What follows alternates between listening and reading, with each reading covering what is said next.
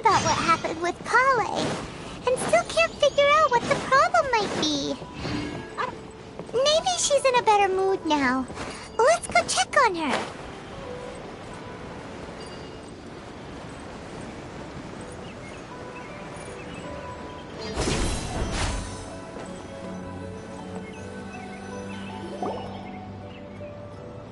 Ah, it's you two. I was just about to go look for you. Huh? Tighnari? What are you doing here? Where's Kale? I came to check on Kale's condition. To put it simply, she's not well. You mean she's sick? How could she be... Oh, wait a minute. Could it be because of what Paimon did yesterday? No need to worry. Something as small as you could never harm her. This sickness is something that Kale has been dealing with for some time. Kale has been more excited than usual since you two arrived. A little too much so, to be honest. She hasn't remembered to take care of herself. I suppose it's understandable, though. She hasn't been around anyone she considered a friend for some time now. It must have been refreshing for her to have you two here. So, Tighnari, what's really wrong with Kale? Let's take this conversation elsewhere. Kale just fell asleep after taking her medicine.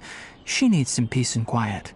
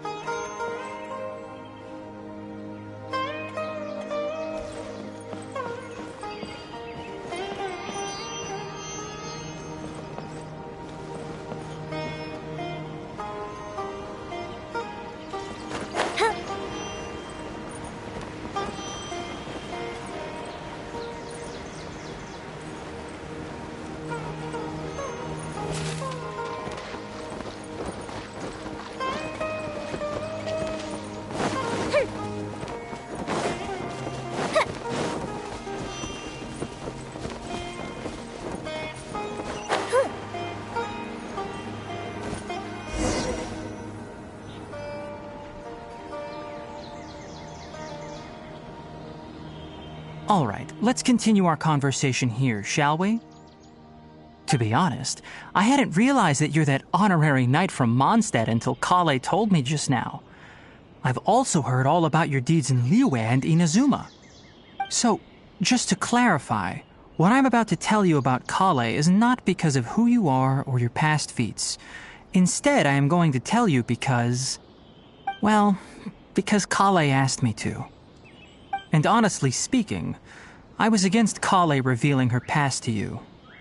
But she insisted, saying you two treated her with sincerity and as a friend. So now she wishes to reciprocate the gesture. So, Tighnari, what exactly is wrong with Kale? You said this is something she's been dealing with for some time.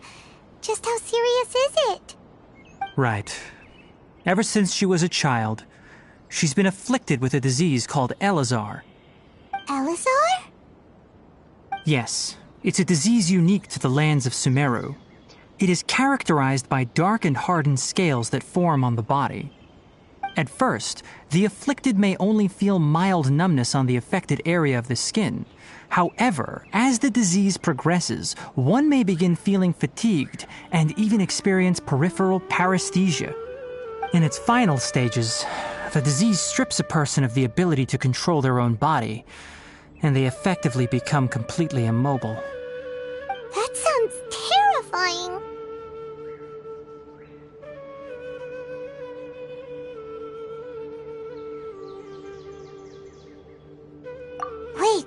Hold on. So when Kale seemed to be acting a little clumsy earlier, it was because... Correct. That would be the effects of Elazar, which is precisely why I do not want her carrying or holding anything, lest she ends up hurting herself. With appropriate treatment, the disease can be effectively controlled before it progresses to a more serious stage. However, there is unfortunately still no true cure for Elazar.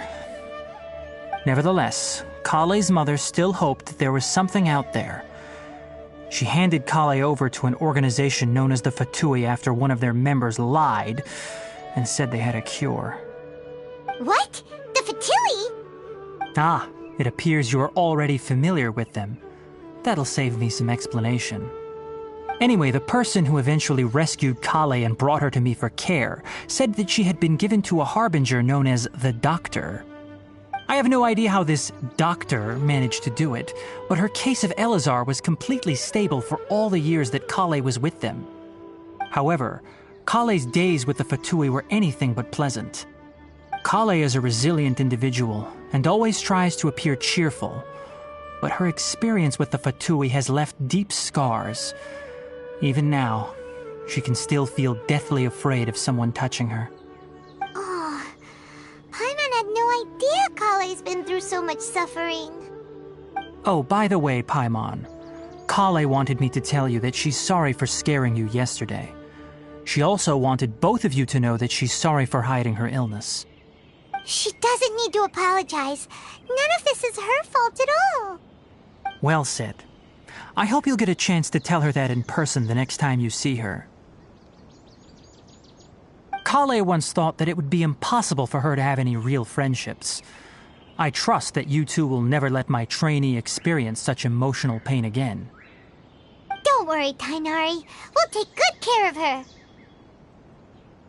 Well, it's not too serious at this point. She overexerted herself the last couple of days, which is what led to her breakdown this time. As long as she has taken her medicine and gets plenty of rest, she should get better. Though, I must admit that Kale's condition was much more stable when she first arrived here in Gandharvaville. She was interested in the work of the forest rangers the moment she saw us. I could see that she was serious about learning, so I felt compelled to ask her to join us. Her stamina has gotten much worse recently. Though a moderate amount of physical exercise is always necessary, I'm afraid the long-distance patrols are a little too much for her now. All right, now that I've told you about Kale's past, I think I'll head into the rainforest to find some ingredients needed for her. Yeah, we'd like to do something to help Kale too.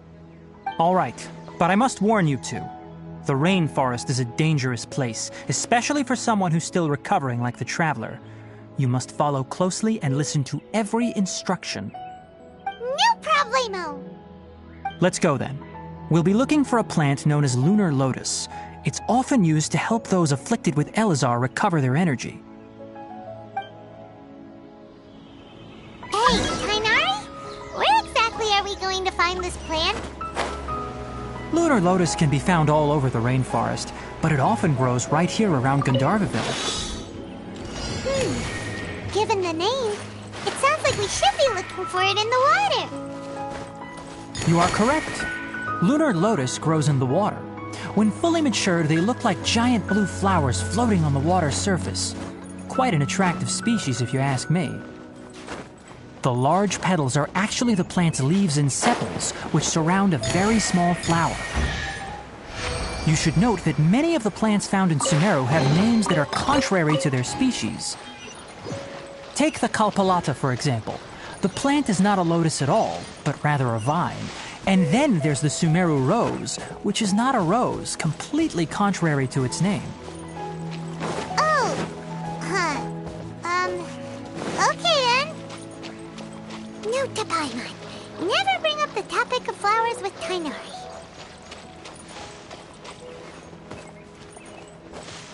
The fuse is lit!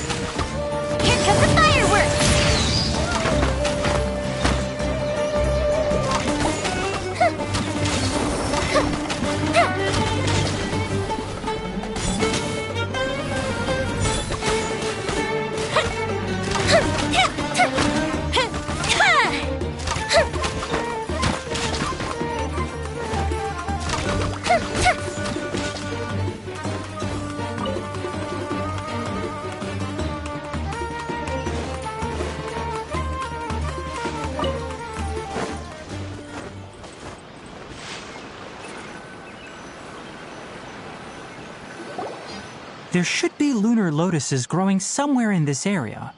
Let's split up and begin searching. If you could manage to gather 4 of them, that would be sufficient. We'll rendezvous here once you've gathered the needed amount.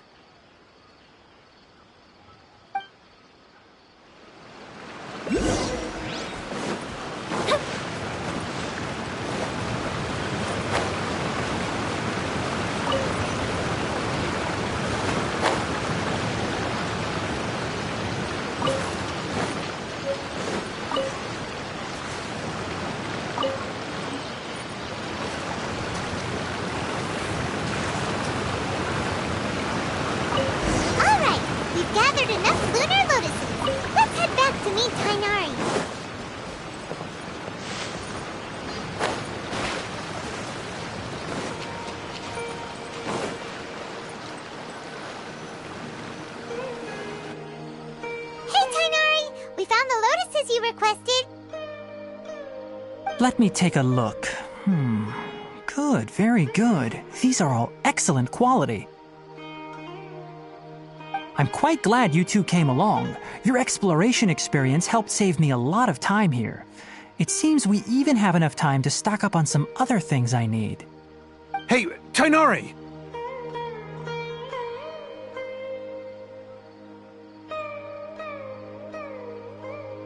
Oh, Tainari! Someone's calling your name!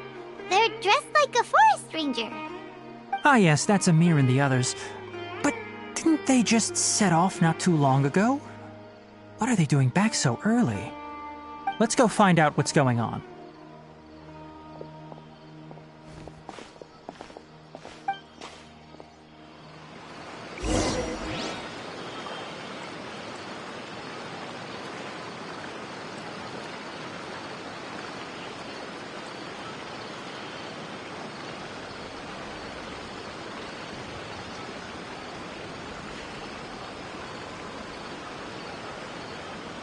Fireworks are for now, but friends are forever.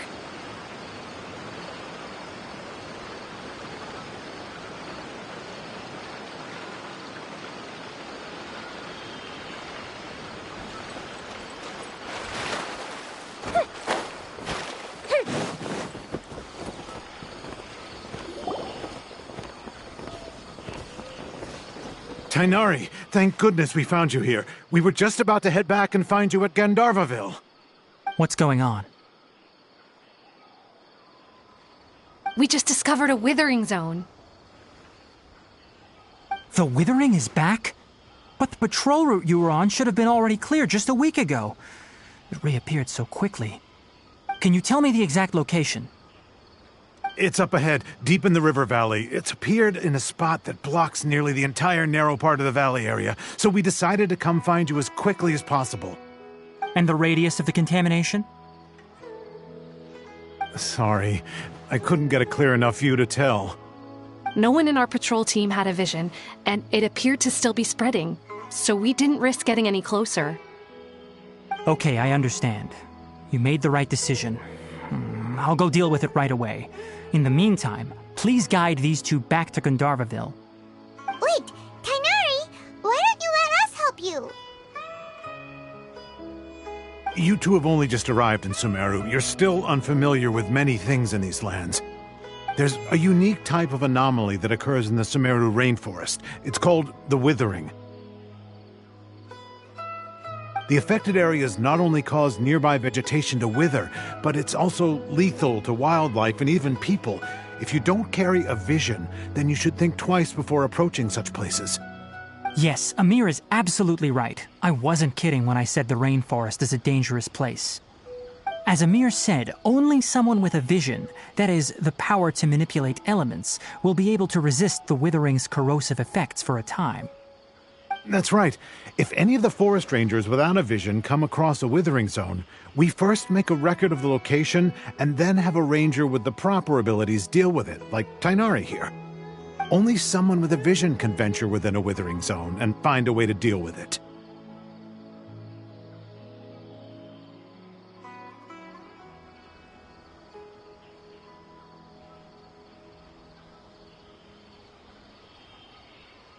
But you don't seem to carry a vision.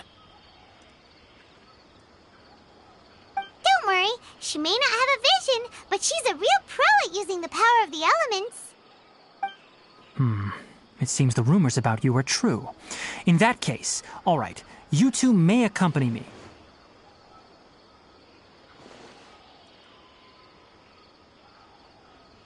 We typically only teach visitors how to identify the withering as they're about to leave Gandharvaville. We'll make an exception today and show you what it looks like up close.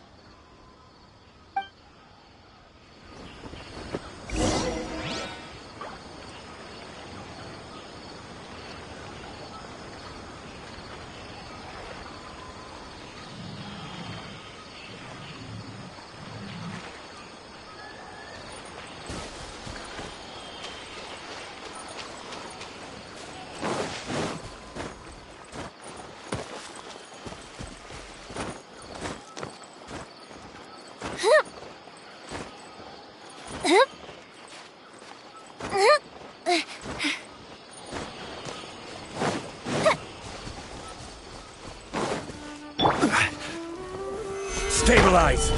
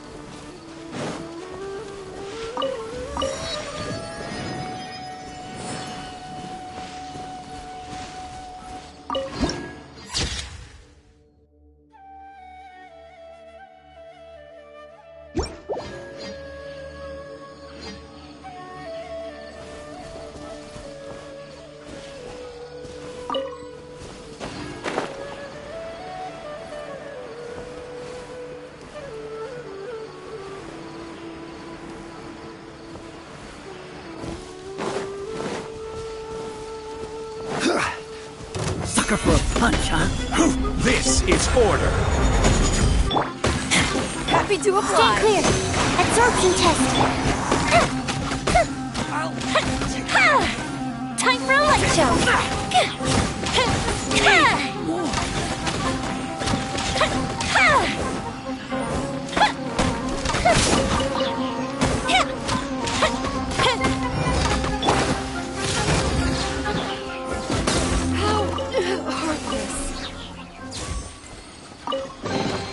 Empty chest. Good for storage.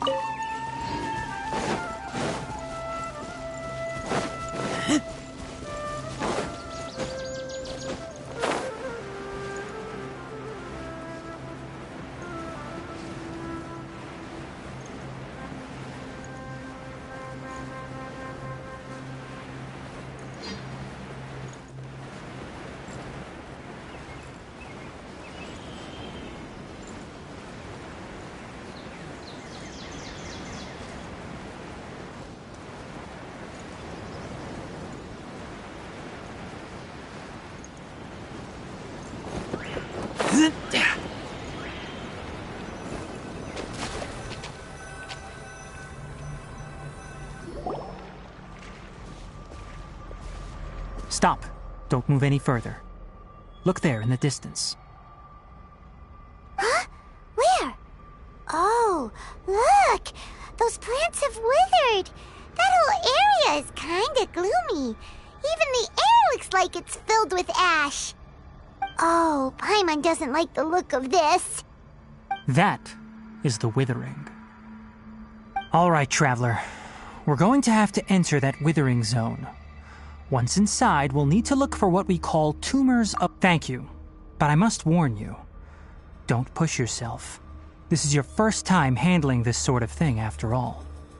Even with elemental powers, once you step inside the withering zone, you may experience extreme discomfort. If at any point it becomes too much, return outside the zone and take a breather. It could become a matter of life and death. You ready then? Let's go.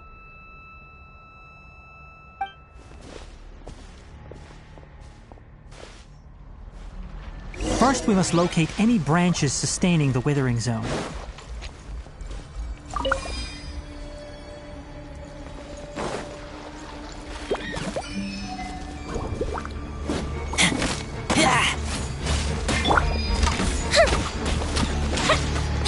The fuse is lit!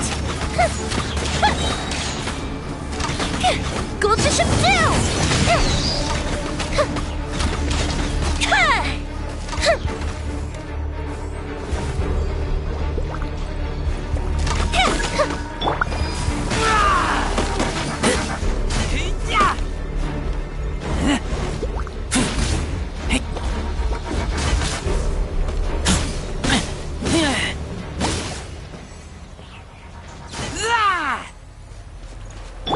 Fire hazard!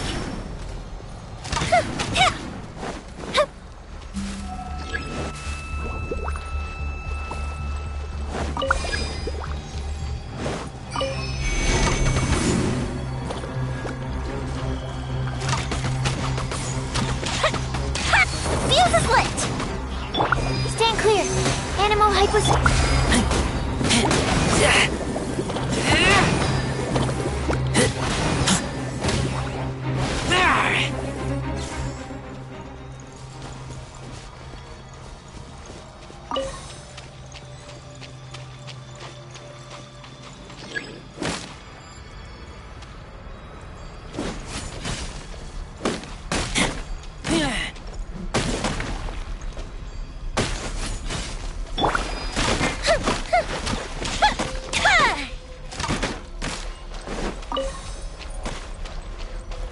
Time for a light show!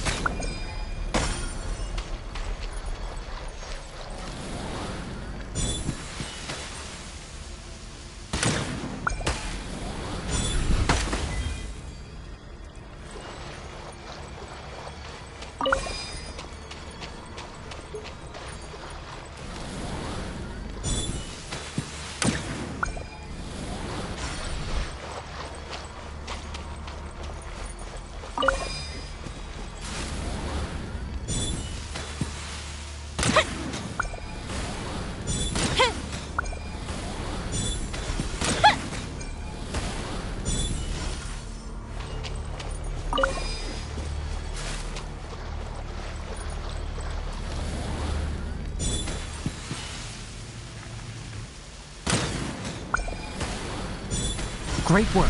Now that all the branches have been cleared, we'll need to take care of the tumor.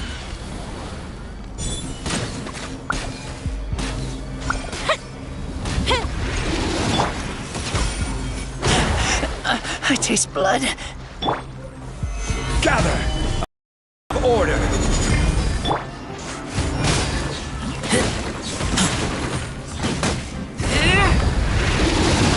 Now, destroy the tumors of the withering.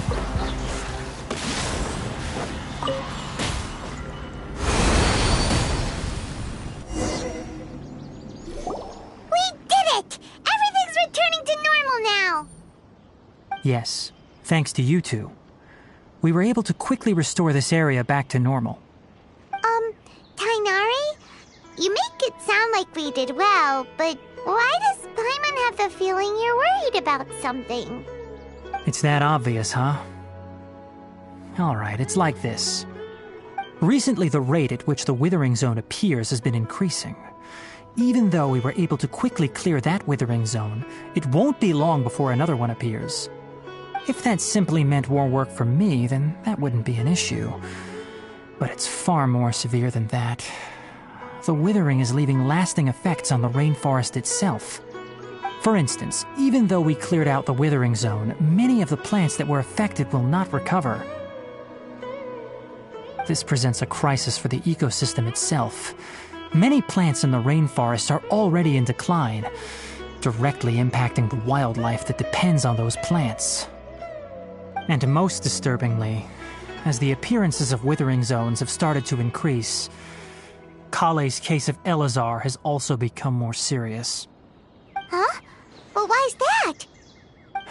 I'm still not sure of the exact reason. However, I've received word from acquaintances at the academia that similar cases are being reported for patients with other conditions. No, none that we know of. The Withering has been recorded in Sumero for millennia. It's said that it originates from the depths of the world. By the way, have you heard of Irminsul before? Irminsul is a tree located deep beneath the surface. Although it isn't like any tree we know in a biological sense, you can basically think of it as a large tree that grows downwards rather than upwards. I'm sure you've heard of ley lines, right? They're like the roots of Irminsul, spreading and extending from a massive cavern deep underground all the way up to the surface.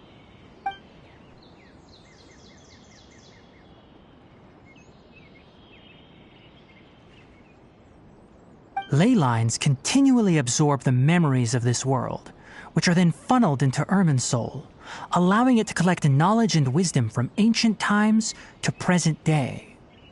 The Dendro Archon is known as the God of Wisdom because her consciousness is directly connected to it. It is also said that the Dendro Archon's power is a manifestation of Irminsul. And as for the Withering, its emergence is related to a disease that's affecting it. That's right. My ancestors learned of this from Greater Lord Rukkhadevata's familiars a long time ago. But even those mysterious creatures did not know of a cure for Irminsul. I'm afraid we Rangers will be battling the Withering Zones here for a long time until a cure is found. Alright, that's enough on this topic for the time being. Now that we've taken care of things here, it's time for us to head back to Gandharvaville.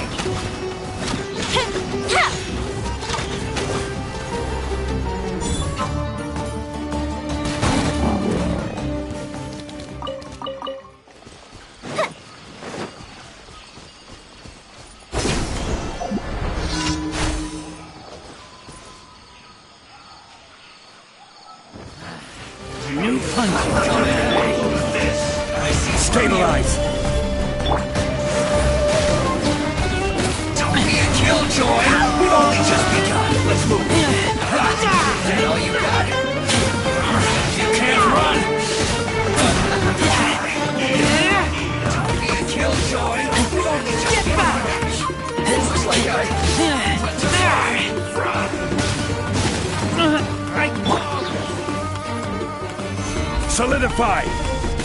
This is order. Swirl, mark. This was well done.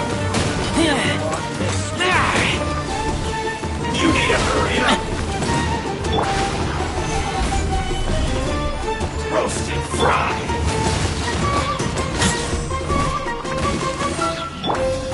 Here comes the fire! Way to hurry up.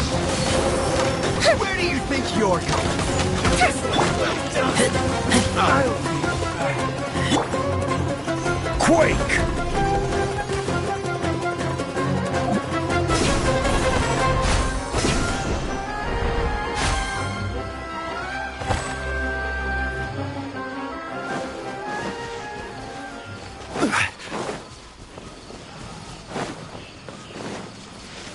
Stabilize! Let's move! Animal test 6308. Stand clear. Ida! You need to hurry up! Solidify! Order guide you!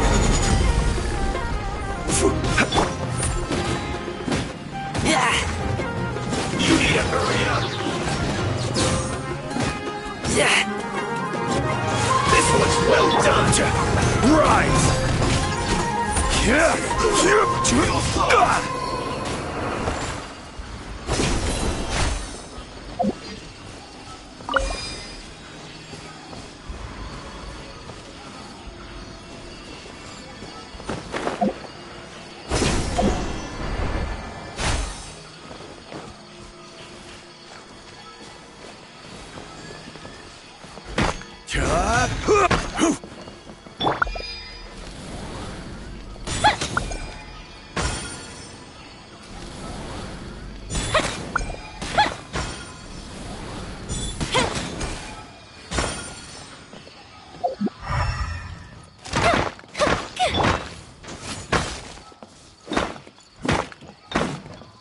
Absorption test.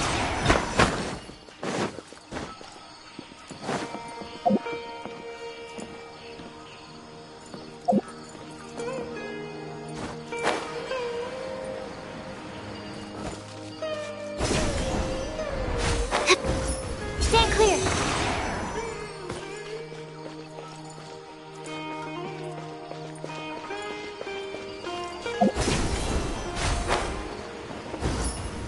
Animal test 6308.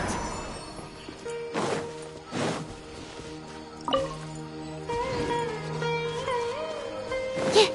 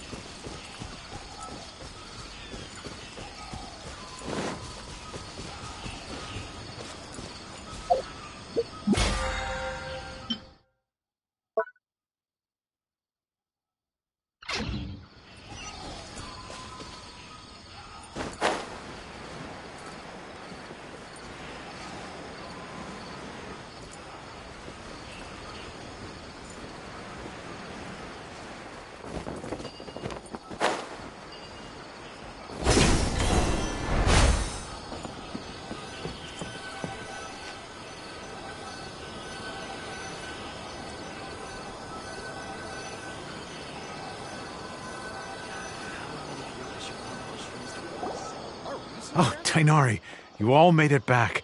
How did it go? The withering zone you reported has been taken care of. No need to worry.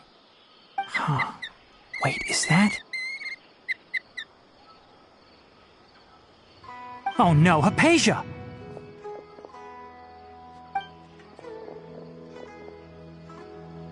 Huh?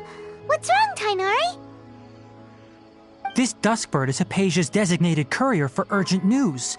You do remember her, don't you? She's the scholar you and Paimon were following when you first arrived in Sumeru. Oh, her? How could we forget? So did something happen? Let me see what's written in the letter first. Oh. So what's it say? And what's with that weird expression on your face? Just let Paimon read it. Huh? All Paimon sees are 3 squiggly lines. Yes, allow me to explain. After we brought you from Hypatia's cave to Gandharvaville, Hypatia resumed her meditation. She must have just finished. It's been nearly 3 days since she's had anything to eat, and it appears she's forgotten to prepare some rations. This letter is her asking us for help. We need to go. What? You mean she's been sitting there for 3 days? Hey, wait, how did you know all that from just a few lines on the paper? Well, obviously because this has happened before. Last time she drew 5 lines, and by the time we found her... Well, I'd prefer not to remember that. Needless to say, Hypatia's been through worse, but we should still get to her as quickly as possible. I've got some emergency rations set aside for times like these. Paimon, Traveler, could you two bring these to her? Wait, you want us to bring her the rations? But will the Traveler be okay if her cave is still filled with that funny incense? Let's find out. Here, Traveler, take a smell and see. So, how do you feel? Huh? Really? You're not feeling even a little drowsy? But wait, how'd you know that she'd be okay this time, Tainari? Back when we were clearing the Withering Zone, I observed that she could adeptly manipulate the Dendro element. I knew then that she would be fine. And if I may ask, when I was telling you two about Irminsul's ley lines, was what I described similar at all to what you saw while you were... That's correct. Those weren't hallucinations at all. Though I don't intend to apologize for deceiving you.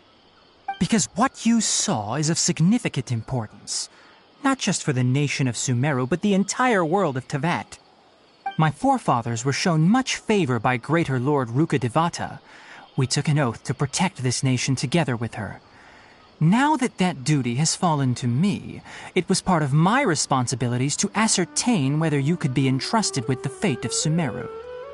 Now, after seeing you in action with my own eyes, you have earned my confidence, and I no longer feel the need. When you passed out, your consciousness had connected directly with Irminsul.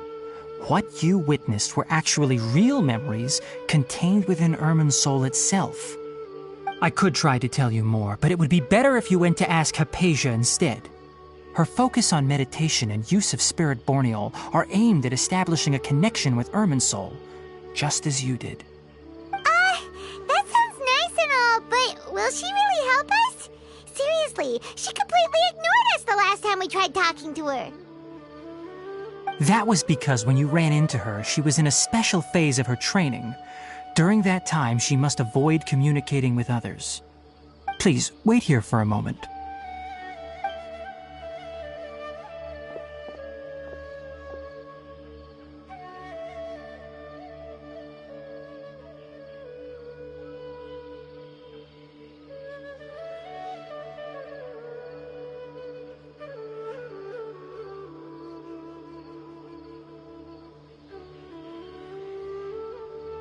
Here, take these. It's a meal I packed for Hypatia, as well as some other ingredients. I'm sure it'll come in handy. Also, here's a letter that I would like you to give to her. Just show it to her and she'll answer any questions you may have.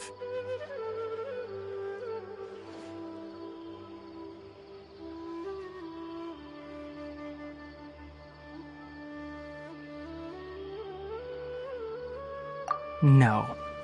I should be the one thanking you. You've both been a great help these last few days. Hypatia should still be in the cave. Let's go inside and see how she's doing.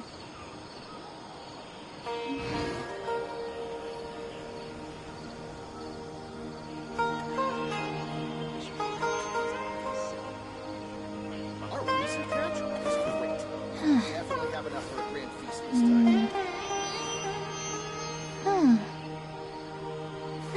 Yesterday, a total of 5 dusk birds flew by.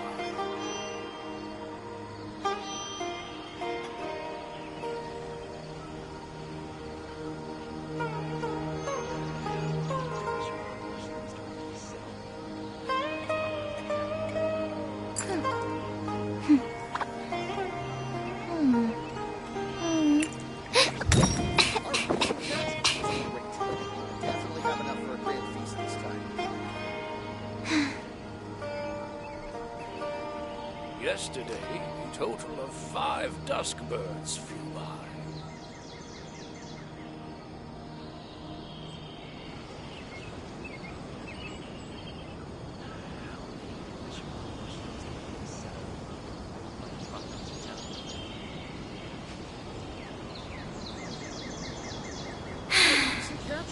I haven't been out in a while. Yesterday, a total of 5 dusk birds flew by.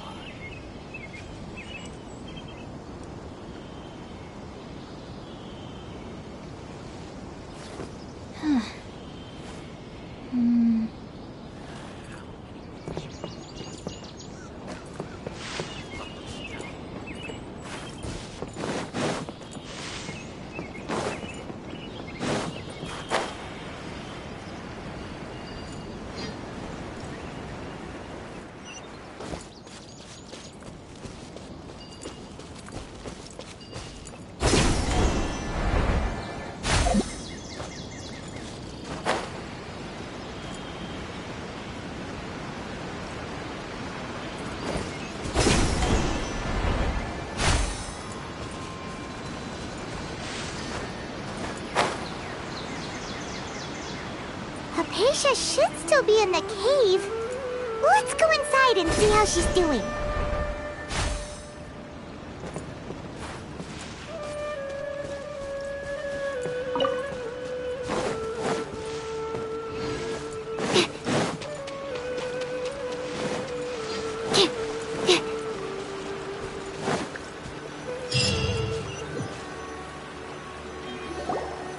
Hello?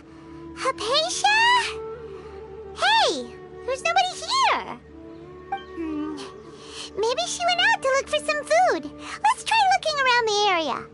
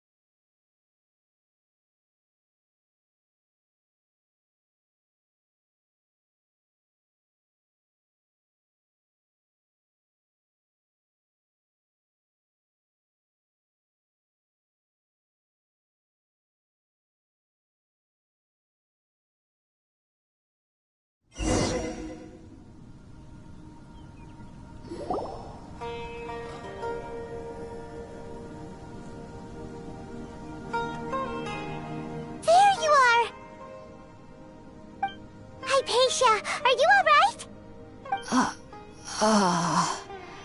So hungry. There's no way we can get her to eat in her current condition. Let's try finding some water first. Huh? Wait, why does it look super foggy outside all of a sudden? Anyway, let's go look around.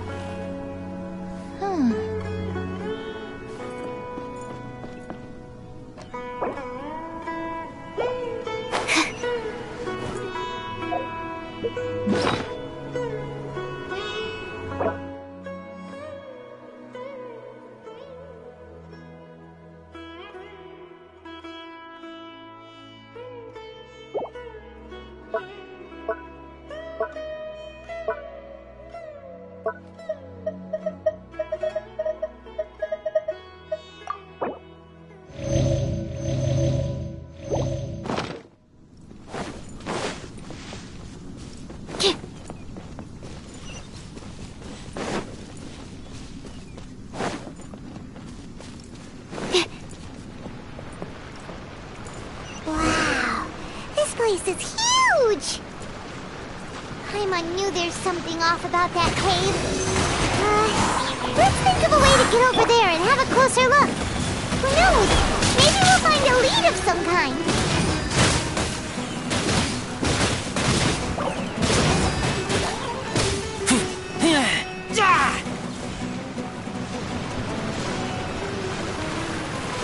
Time for lighter, please.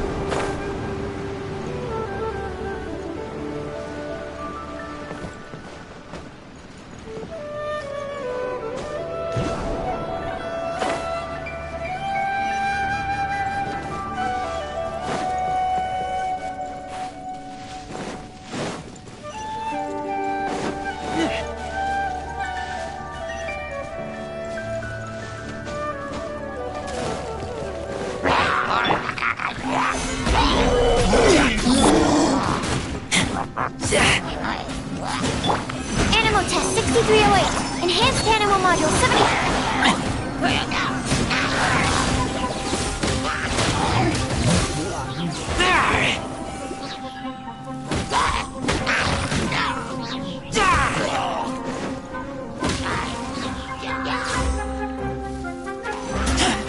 I taste blood. I will have order. Animo test 6308. Stand clear.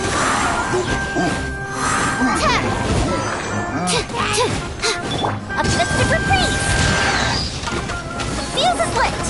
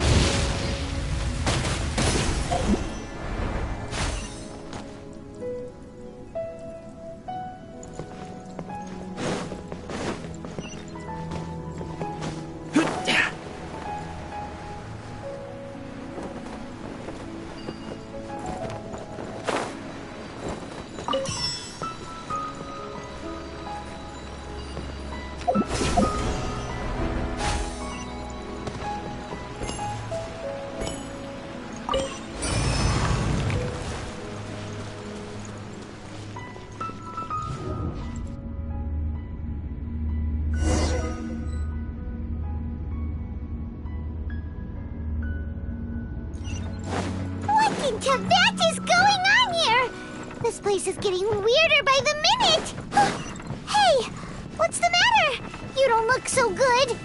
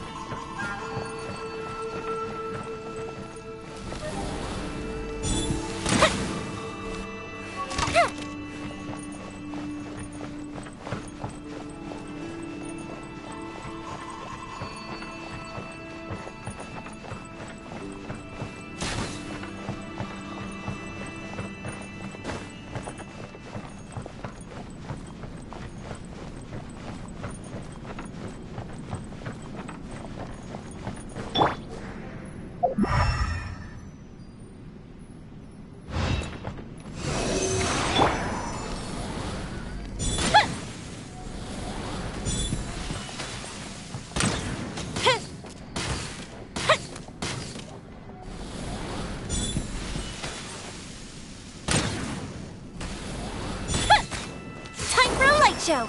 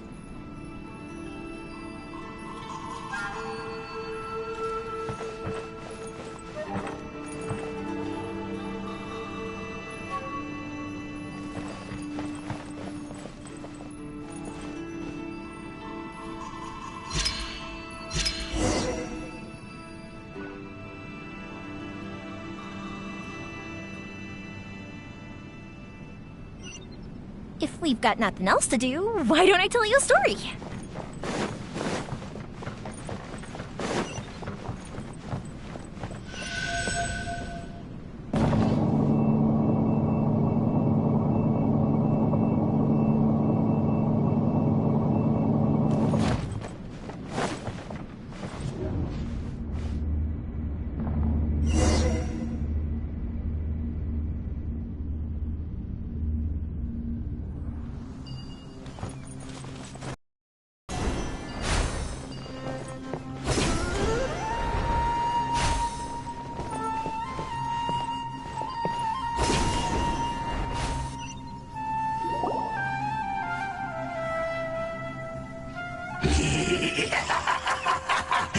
Well. Looks like we meet again, traveler. The Abyss Herald! What are you planning to do in this strange place? Strange place. Plotting. You needn't worry about such things. They don't concern you.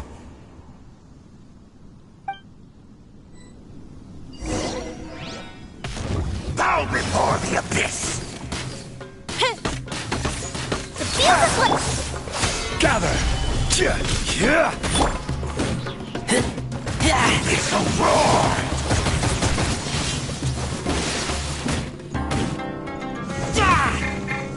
Animal test 6308. Swirl, Mark 2. Time for a light show. Violent!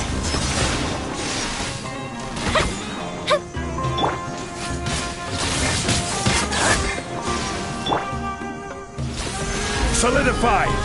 Order guide you.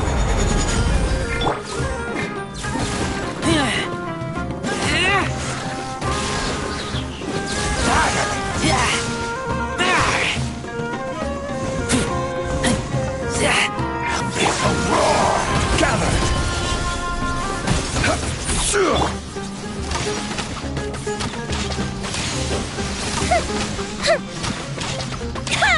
The fuse is lit. Annihilate!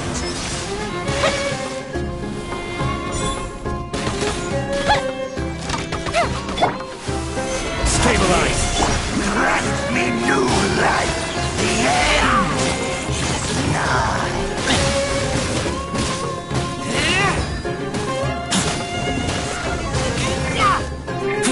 Animal test 6308. Here comes the fireworks.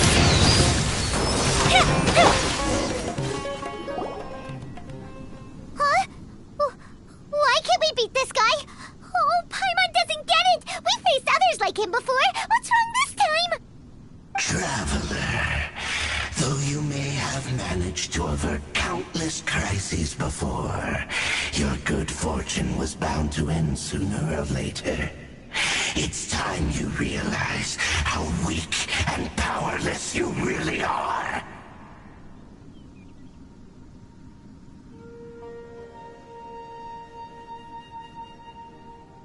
Your brother. Oh, pitiful traveler. Are you really so ignorant? Or are you just living in complete denial? His Highness has long since forsaken you. Your meager existence in his eyes is that of an annoying bug, only to be stepped upon. The bonds of love and family which drive you to find your sibling are utterly gone. Your journey is meaningless. But don't you fret now. Today will be your last. Now die!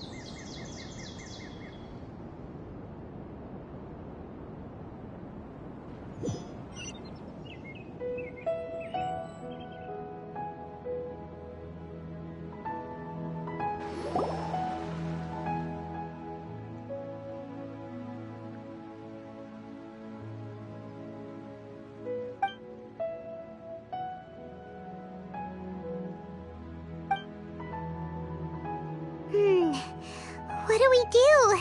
We haven't seen Hypatia anywhere out here.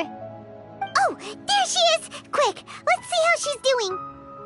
Ah, so sweet. Well, the good news is that she's still conscious. Hey, why'd you drop her food on the floor like that?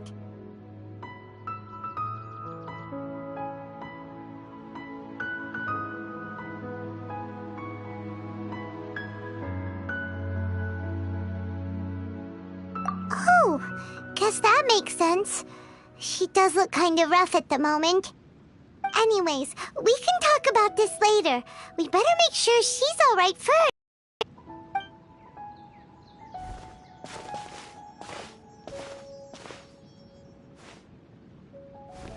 Whoa, wait a sec. Look at all this fruit lying around her. We can put that to good use.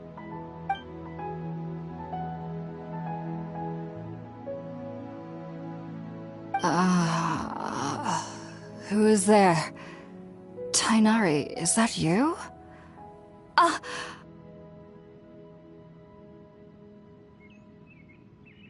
Huh? It's okay. You can relax, Hypatia. Tainari sent us here to bring you some food and water. Here, we have a letter that he asked us to give you.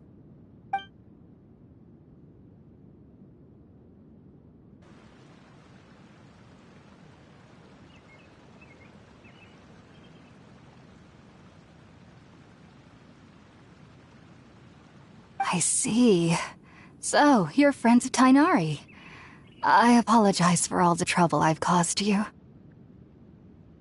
I'm grateful that you came so quickly to save me. You even brought all this fruit. Well, actually, we didn't bring the fruit. It was already here when we arrived. We were kind of wondering about that, actually.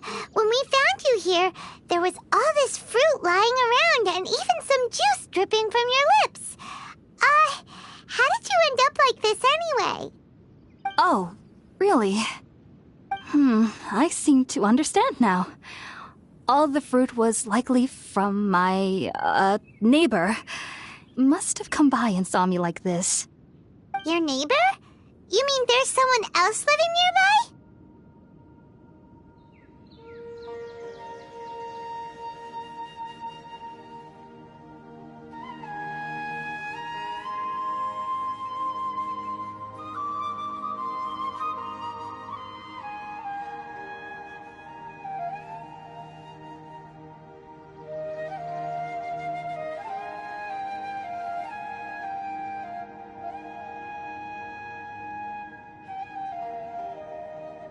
Oh?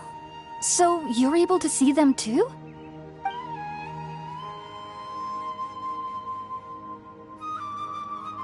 Wait, hold on a second, Traveler. You say that before we arrived, you saw some mysterious creature and suddenly had a strange dream? Isn't that a little too crazy to believe? No, I actually do believe what the Traveler is saying. I myself had a similar experience once before and ended up scaring my timid little neighbor here. You needn't worry. They mean you no harm. They only dragged you into the dream because they hoped to buy themselves a little time in order to scurry away. So, Hypatia, just what kind of creature is your neighbor exactly? I'm not sure what it's called, to be honest. But I do know that they have some sort of deeper connection with the Dendro Archon. I know this because the first time I saw them was also the exact day my consciousness was able to form a connection with Irminsul. Even after I opened my eyes and stopped meditating, my heart was still pounding, and my mind was racing with all the knowledge that I had touched. And at that very moment, I suddenly noticed a small figure at the opening of the cave. In my curiosity, I began to walk over to the creature. They must have already been used to me living in the cave, because they didn't seem to mind me approaching them. They just kept doing whatever they were up to. It wasn't until I crouched down next to them that they suddenly realized that I could see them. Oh! And then?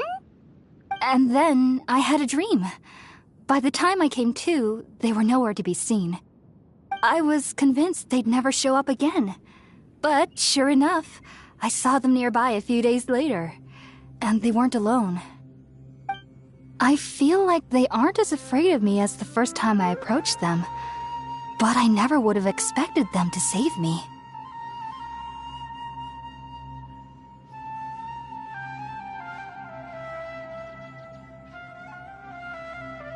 Yes, no doubt about that.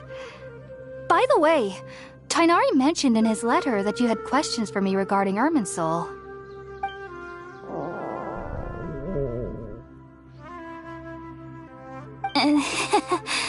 Sorry about that. Sounds like just drinking juice still isn't quite enough for my stomach. Well, if somebody hadn't dropped the food earlier... Anyway, looks like we'll need to prepare something ourselves. Besides, Paimon's getting hungry too. Let's eat first and talk about Irminsul later. Alright, we're up, Traveler. Today's menu will feature sweet madame and a radish veggie soup. You'll love them, Hypatia. They're our specialties after all. Sounds good.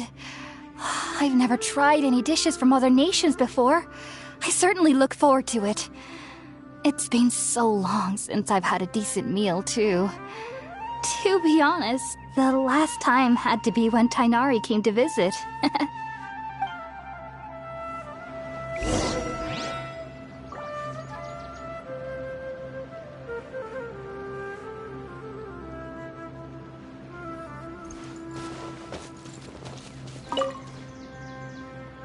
Are you already finished cooking?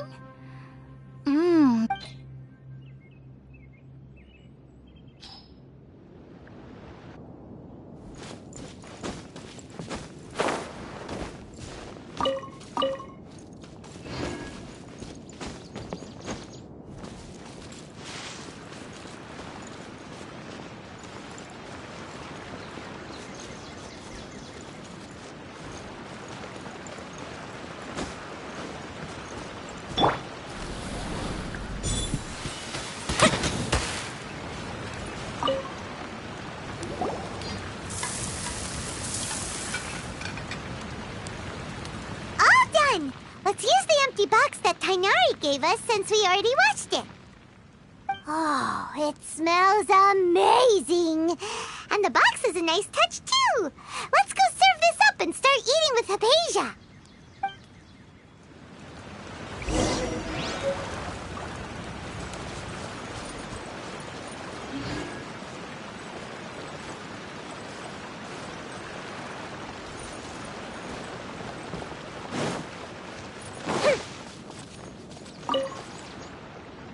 Are you already finished cooking?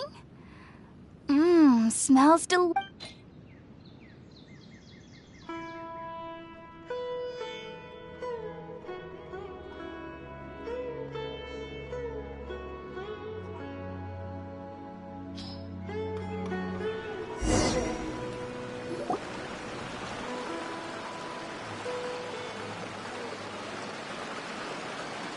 Even though everything you mentioned was in Tainari's letter, it's still hard to believe you were able to connect with Irminsul immediately after smelling Spiritborn eel for the first time.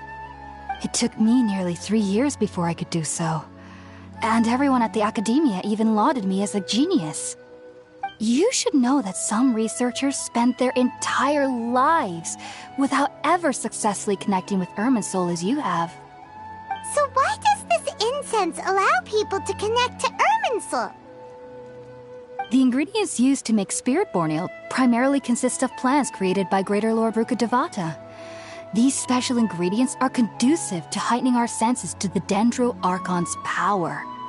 Since the root of the Dendro Archon's power lies within Irminsul, we can occasionally tap into her powers to peer into the depths of the earth.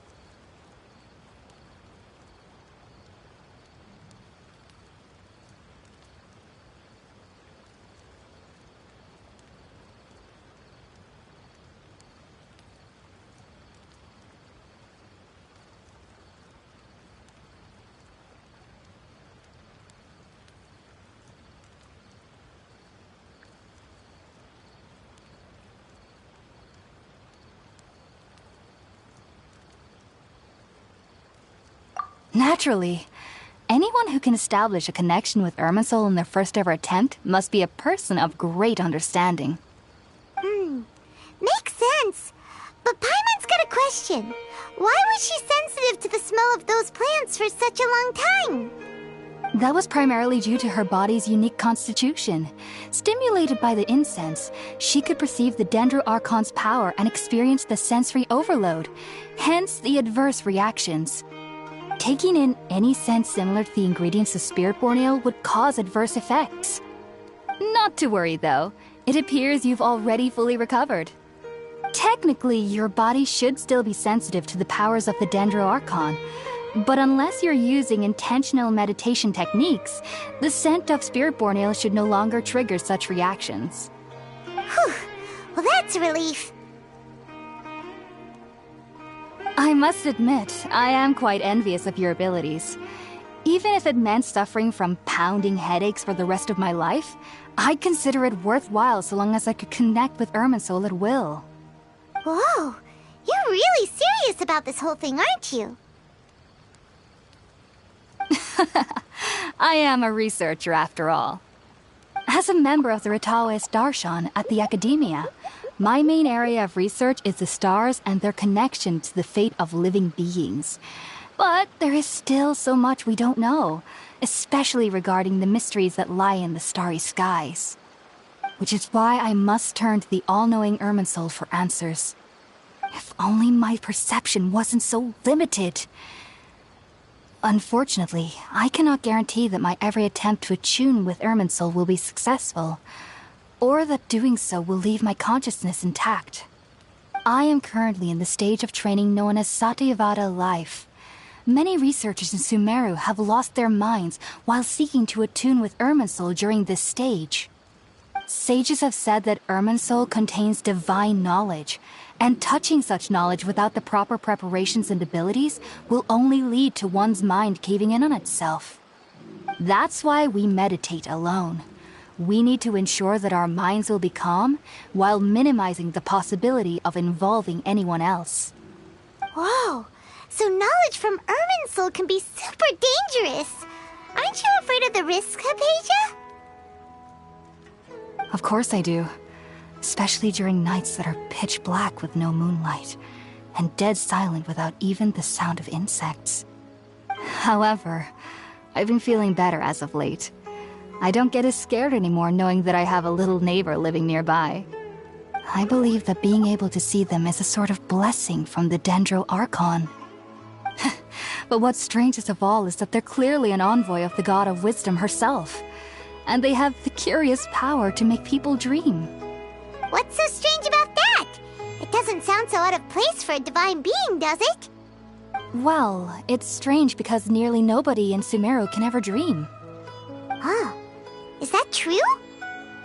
Yes, well, to an extent. Only children can dream in Sumeru. Adults, however, never do. The sages say that wisdom implies rationality, but that which occurs in dreams is often neither rational nor logical.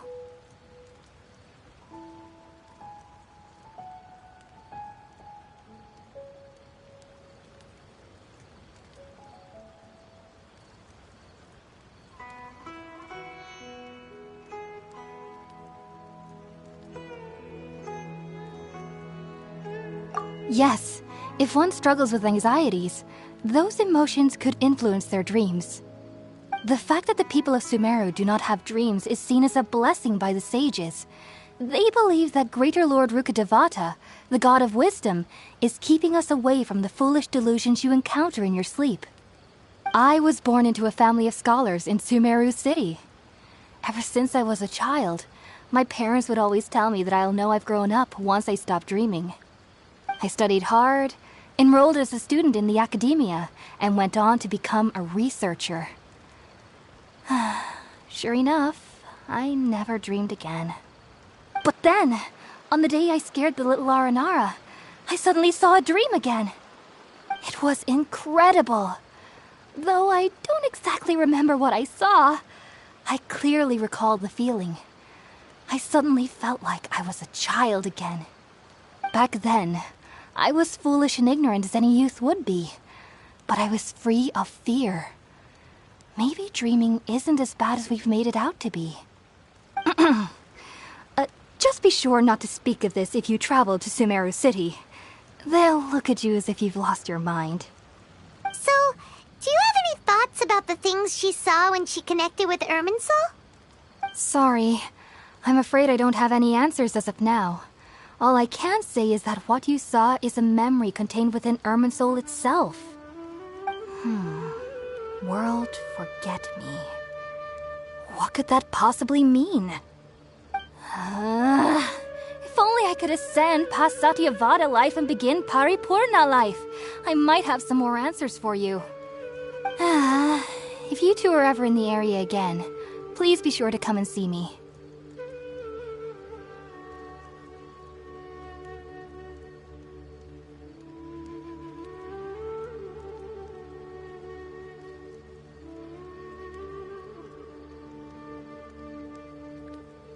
There's no need to be thanking me.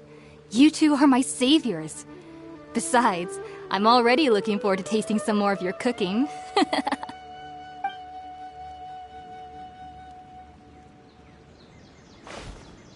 that we know Hypatia is alright and had the chance to ask her some questions, Paimon thinks it's about time to head back to Gandharvaville.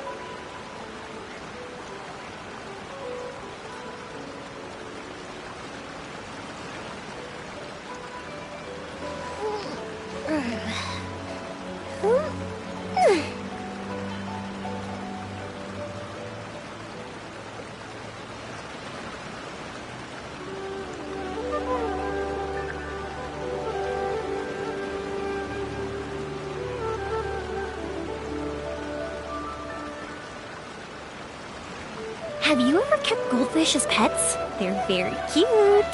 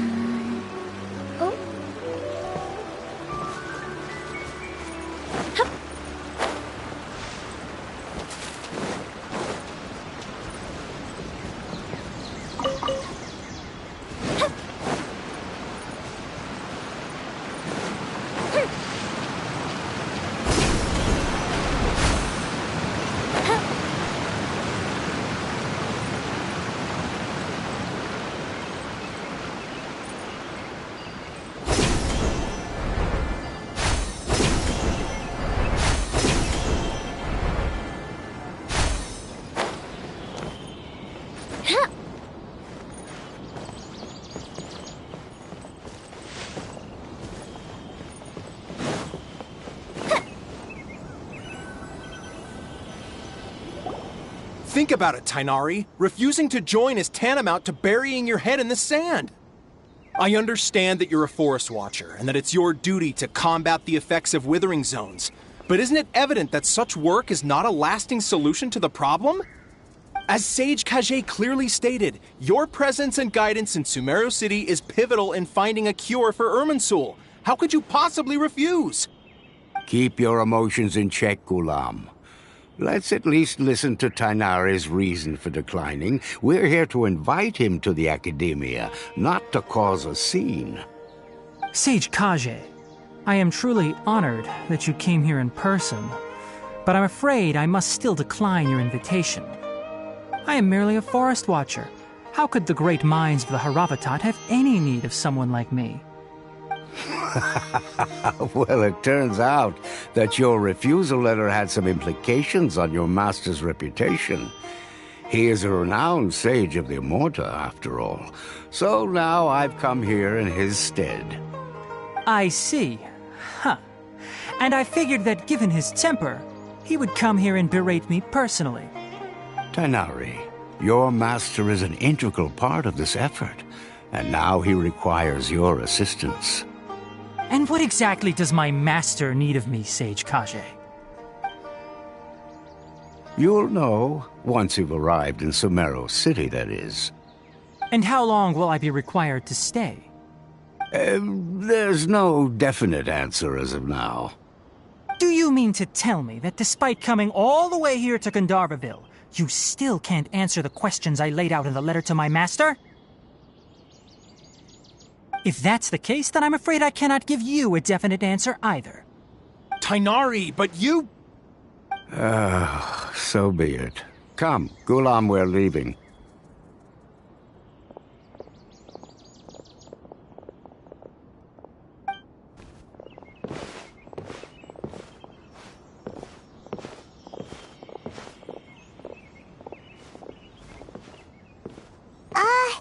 Tighnari, what was that all about? It's nothing. Some people from the academia wanted me to go to Sumeru City to assist them with a project, but I had to refuse on account of all my responsibilities here. But all that can wait. How did things go with Hypatia? It was quite the eventful trip, but the main thing is that she's safe and sound. She answered a bunch of questions for us, too. Very good. Now that the traveler has made a full recovery, there shouldn't be any reason for you to tarry here longer. I assume you will be heading to Sumeru City, correct? That's right! We want to meet Lesser Lord Kusanali and ask her for advice. Do you have any idea on how we can find her? Sorry. I'm afraid I don't have any advice for you there. Well, do you at least know anyone we can try asking in Sumeru City? Let me think. My trips to Sumeru City have been fairly short, and most of my acquaintances are researchers. How about this? I'll write you a letter of introduction that you can give to a researcher I know. He's from the Immorta Darshan and is adept at gathering information. Asking him might prove worthwhile. Also, when you enter Sumeru City, you'll probably end up receiving something like this item here. I'm not sure if it will ever come in handy for you, but maybe you can give it a try. Oh? What is it? It's called an Akasha Terminal. It's a tool produced by the Academia that utilizes the legacy of Greater Lord Rukkhadevata. Some say that this very item is the basis of Sumeru's reputation as the City of Wisdom. Needless to say, this device and its usage fall under the Academia's expertise, so I'll leave it to them to show you how to use it. Great! Next up, Sumeru City! That's right! Tighnari, we have something important to say to Kale before we leave. Is she doing better now? Yes, she's doing much better. After being confined to her bed all this time, I thought a little walk would do her some good. Last I saw her, she was taking the path towards the North Crossing. She knew you two would be leaving soon, so she must have wanted to see you off. Thanks, Tighnari. All right, let's go! Farewell, and good luck to you both.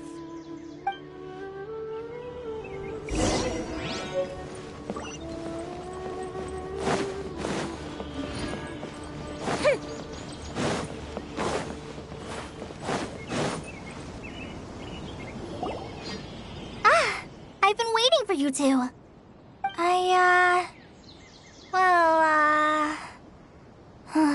Never mind. I guess I should just wish you two a safe and successful journey. Thanks for waiting here just to see us off, Kale. We're headed to Sumeru City.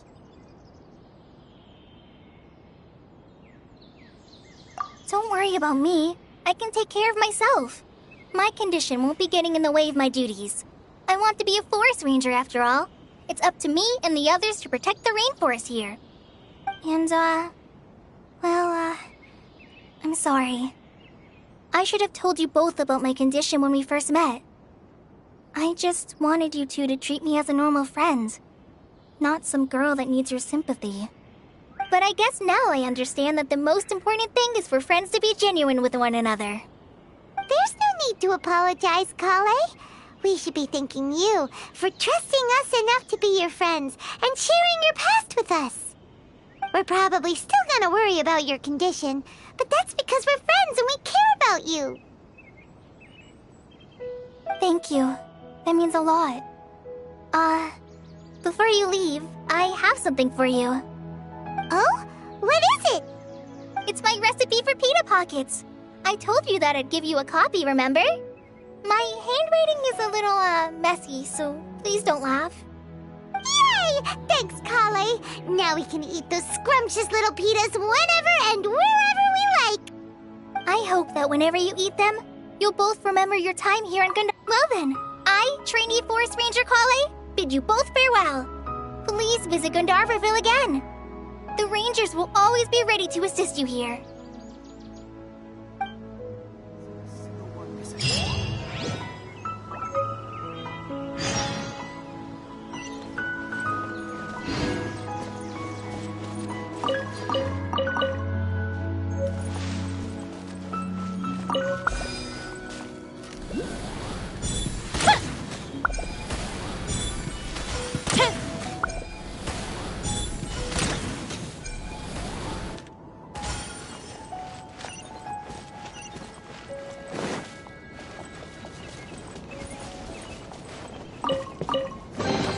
Ooh, will we find any firework materials in here?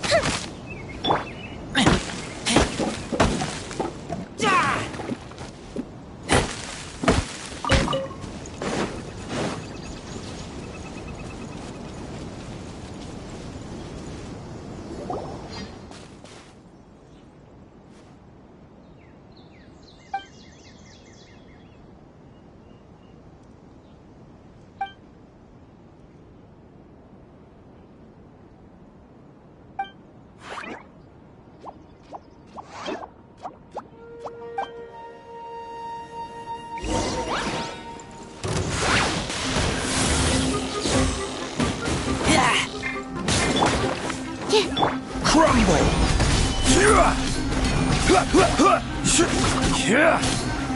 Solidify!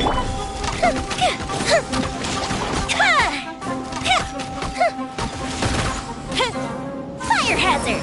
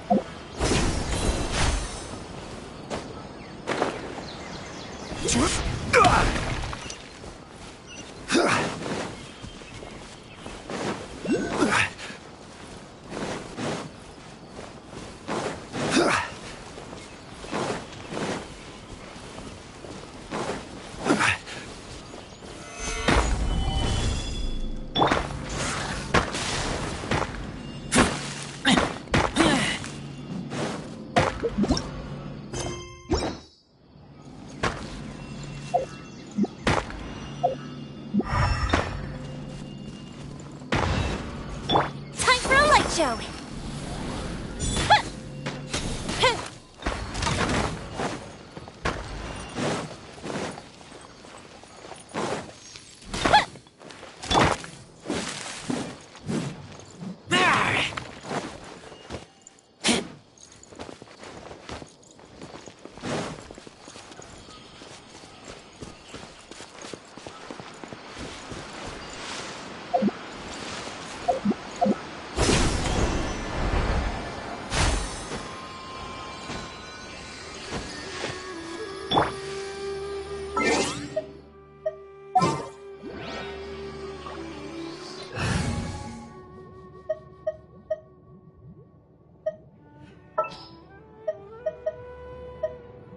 This world is full of unsolved.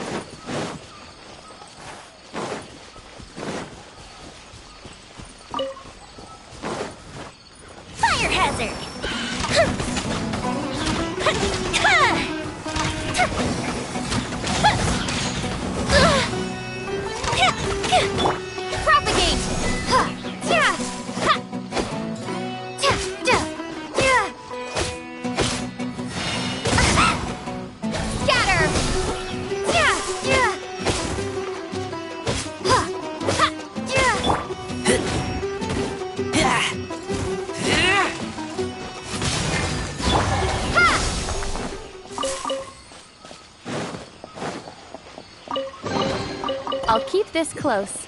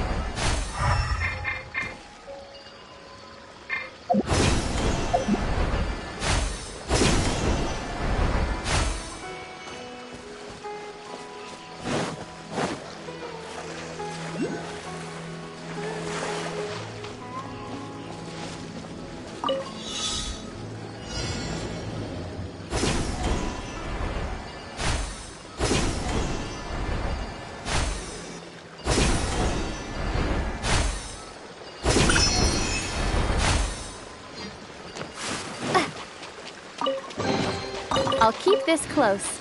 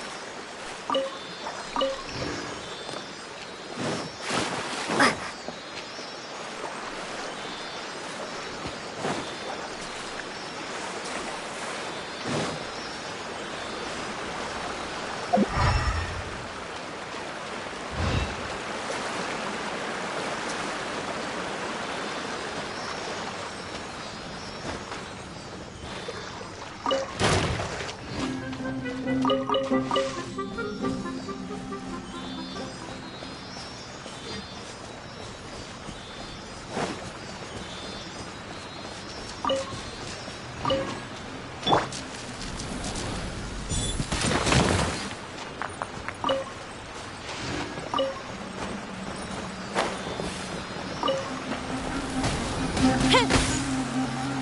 fuse is lit!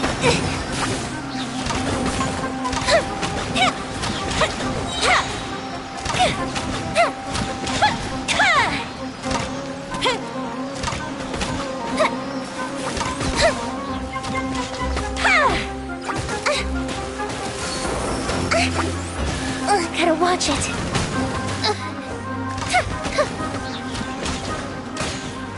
Offensive reprise!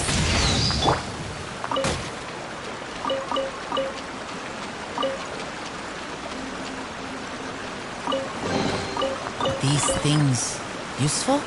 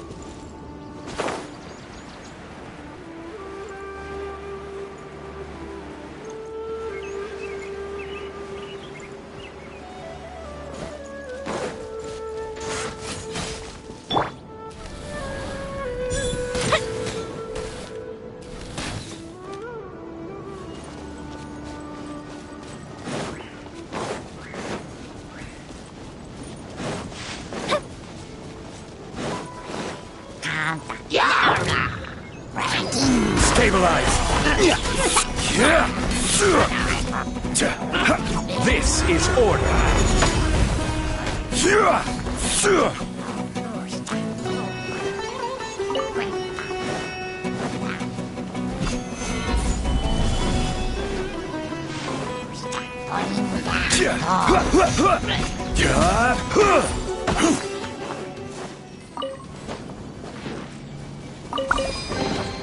Unsolicited, and all the more valuable for. Fire hazard!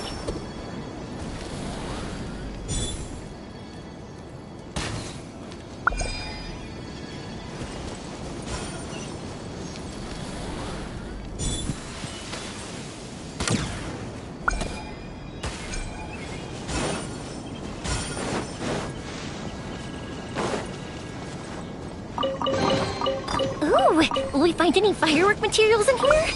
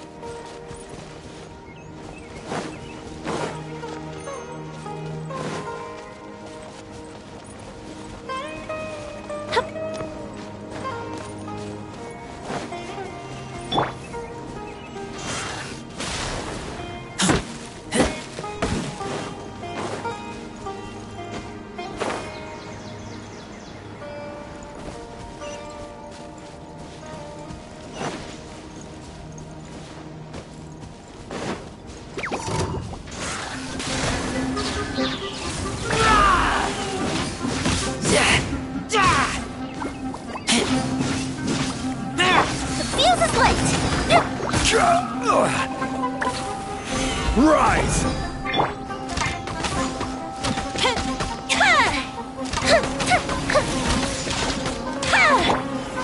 Solidify!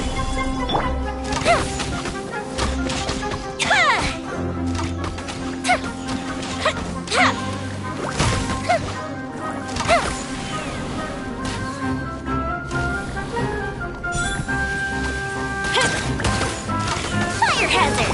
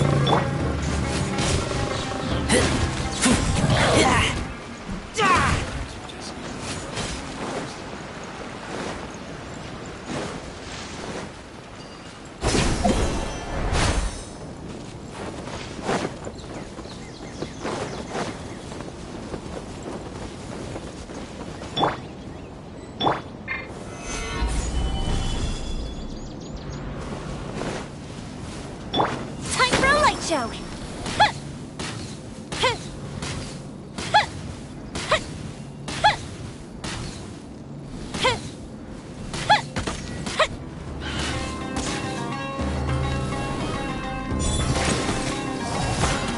That didn't count.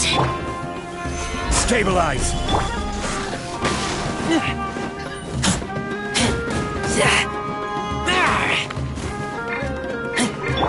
Propagate.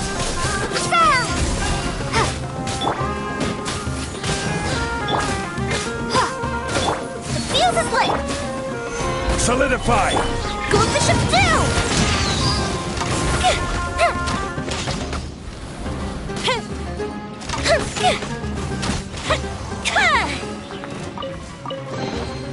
Ooh, will we find any firework materials in here?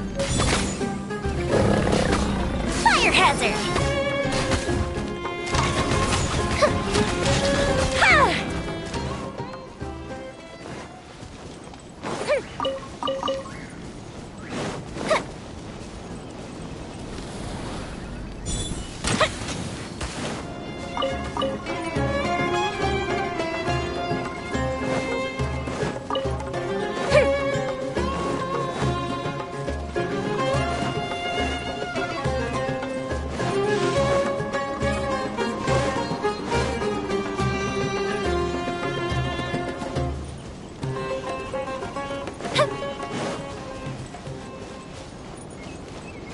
Up and away!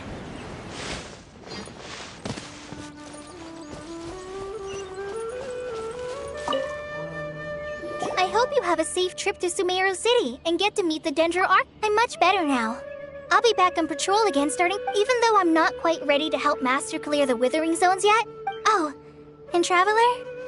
If you ever see Amber again during your trap, Amber knows about. I guess I just don't. Alright, I hope you have a safe trip to Sumero City and get his culinary. The last time I went, I hope you have a safe trip to Sumero City and get to see you later.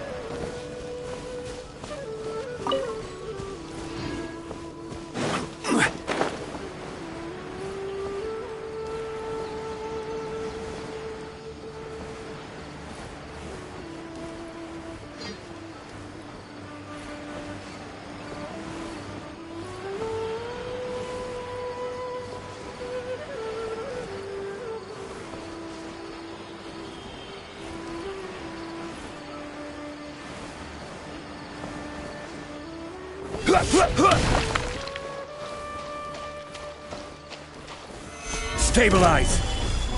Time for a light show!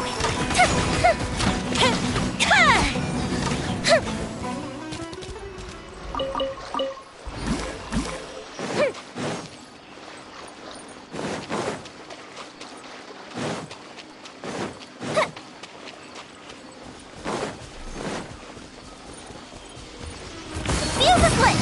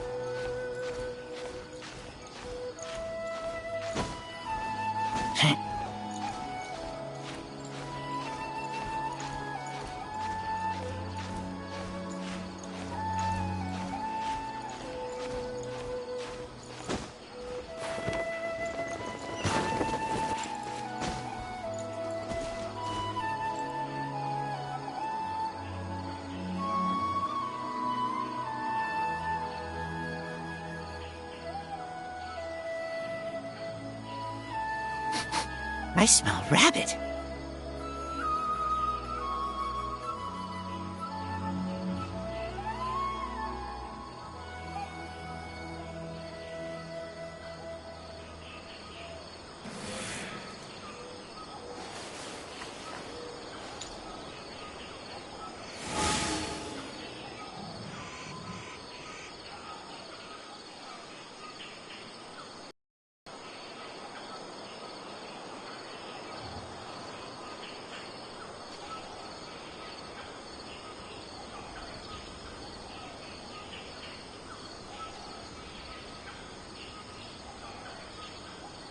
I keep watch. You leave, you call me.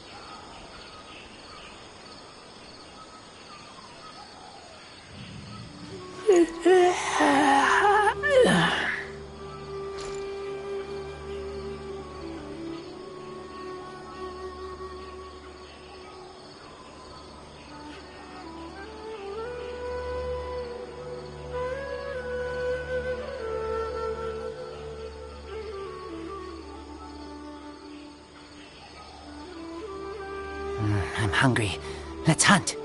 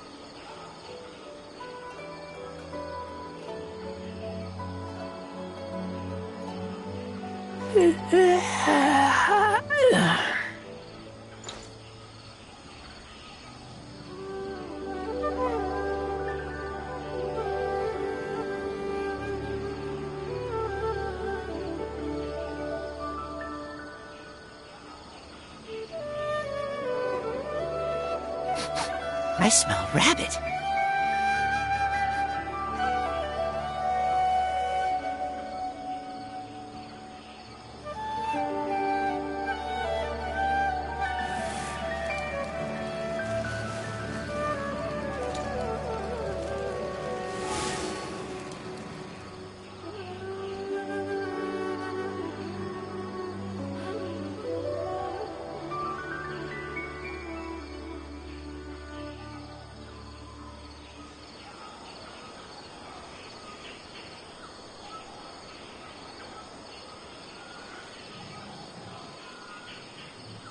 I keep watch.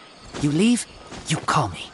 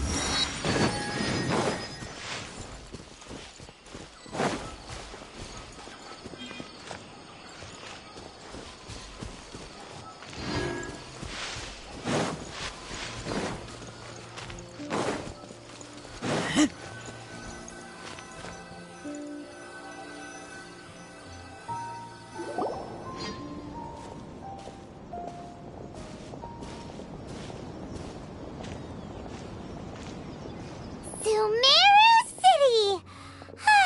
We finally made it! Oh, did you see that? When those people entered the city, something on their heads lit up. One moment, please, you two. It appears this is your first time visiting Sumeru City. Oh, yeah, that's right. But how did you know that? Because there's currently no information on either of you in the Akasha. But no need to worry, that won't prevent you from entering the city. In fact, the Academia conveniently provides each traveler to Sumeru City with a device. Perhaps you two have heard of the Akasha before. It's our beloved Greater Lord Rukkhadevata's lasting legacy, a treasure trove of collected knowledge. After centuries of tireless research on the Akasha, the Academia created one of its most ingenious inventions, the Akasha Terminal. As long as you are within Sumeru's borders, you may use an Akasha Terminal to connect directly to the Akasha and access any knowledge you need. I should mention that due to technical limitations, the operation of Akasha Terminals will be much smoother and more effective in large cities, such as Sumeru City and Port Ormos. Oh, so this is the thing that Tainari was telling us about. It sounds pretty amazing. You two are quite fortunate. Until recently, it was standard practice to only issue Akasha Terminals to outlanders who spent an extended amount of time in Sumeru. However, this policy was recently changed, and now all travelers are issued one upon arrival. Here are your Akasha Terminals. Please handle them with care. It kinda looks like a leaf. To activate it, simply hold it in your hand and say the following phrase to yourself. May the mighty God bless us with their voice of wisdom. Oh, says this little doodad lets you access knowledge. Maybe we can use it to find a way to meet Lesser Lord Kusanali. Let's give it a try. May the mighty God bless us with...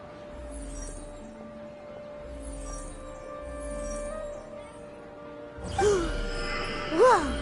Just now, something clicked, and Paimon suddenly knew how to use this thing. It seems all we need to do is concentrate on what we want to know, and bam! You get it. Oh, that'll come in real handy. Exactly. That is the power of the Akasha. And with that, let me officially welcome you both to Sumeru City. May the wisdom of the Dendro Archon always be your guide. Okay, now that we're in, we can check the Akasha about Lesser Lord Kusanali. Let Paimon try. 500 years ago, the sages found a newly born deity from within some scorched ruins. The deity now resides in the sanctuary of Suristana. Seems pretty similar to what Kale was telling us. Okay, next, let's concentrate on asking how to meet her. Oh, come on! Ugh. Focusing on this question feels like when you have something you're trying to remember and it's on the tip of your tongue, but you just can't think of it. Ugh, Paimon's brain is exhausted.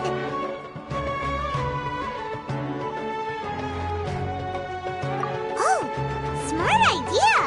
But what are you going to ask it?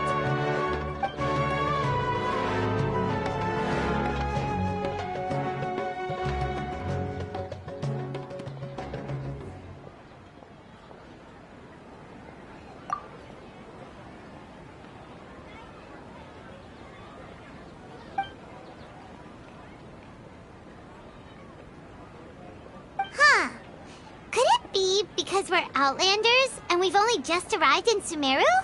You know, maybe we're not qualified to receive an answer to this sort of question or something.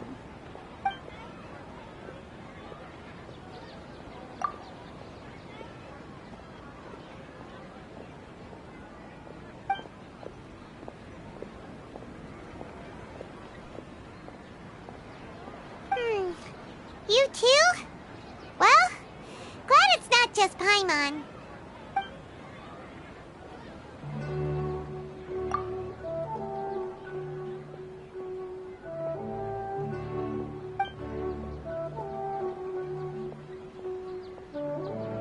Uh-oh. Paimon's getting all teary-eyed all of a sudden. It feels like the people of Sumeru really missed their Archon. Well, seems no matter which way we try, we can't find anything that'll lead us to Lesser Lord Kusanali. Guess our only choice now is to try meeting with the researcher that Tainari recommended. He's from Sumeru and even has a position in the Academia. Maybe he'll be able to access more info from the Akasha. Let's see. Tainari wrote an address on the letter's envelope. Oh, it's not far from the city's gate. Let's head over and have a look. Hopefully he's at home.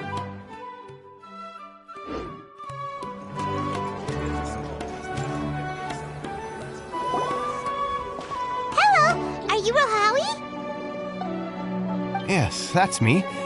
Can I help you? Great! You see, Tainari sent us here, and... What? Tainari? Please, there's no need to say anything, really. Sure, I admit that the article I published last month wasn't my best work, and maybe the data didn't produce the most convincing results, but...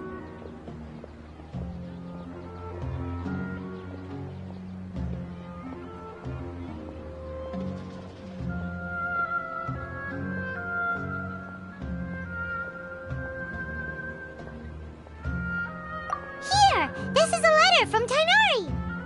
Oh, let me see... Oh! Ooh, what a relief.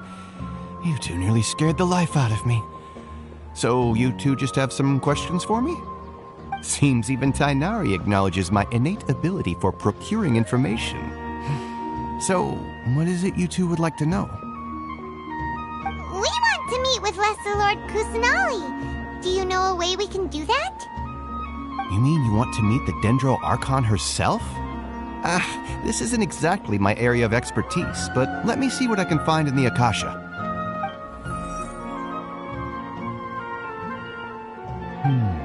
Sorry, the Akasha didn't respond to my query. What? You too? But what about your abilities for getting information and all that? Paimon was sure you'd be able to access more info than we did. Well, as I said, this isn't my area of expertise. I am but a lowly researcher, so the Akasha doesn't see a need for me to know more about the Dendro Archon. All I know is that ever since Lesser Lord Kusanali returned to Summeru, she's never left the Sanctuary of Sorasthana or made a public appearance. Huh. Didn't expect her to be such a mysterious figure. The Dendro Archon is somewhat of a recluse. Perhaps she just doesn't want to entertain visitors, which would explain the lack of information in the Akasha.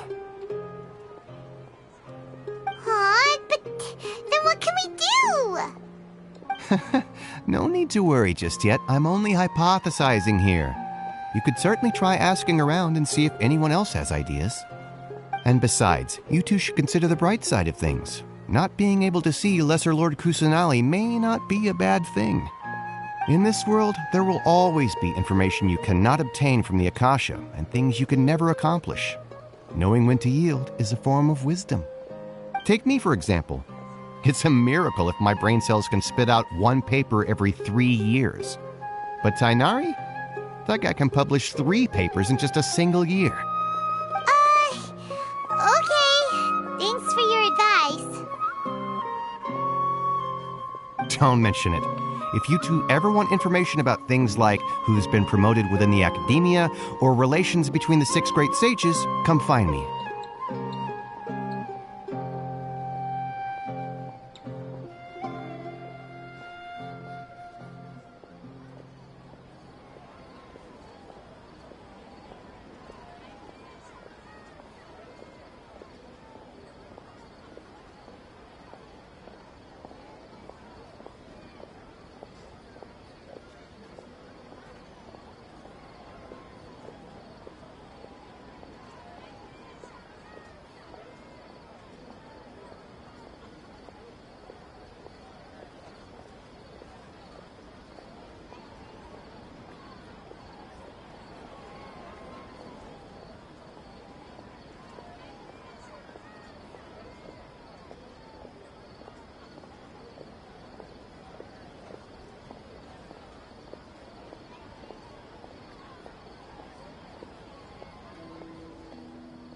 Hey, come on! This is a survival skill at the academia. Paimon's expectations were pretty low, but this is so low it's like digging holes in the dirt. So what do we do now? Even if we want to talk to someone, we don't know anybody here.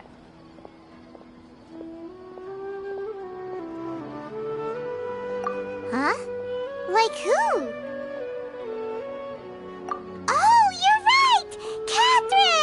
The Adventurers Guild has its own intel network. Let's hurry and find her.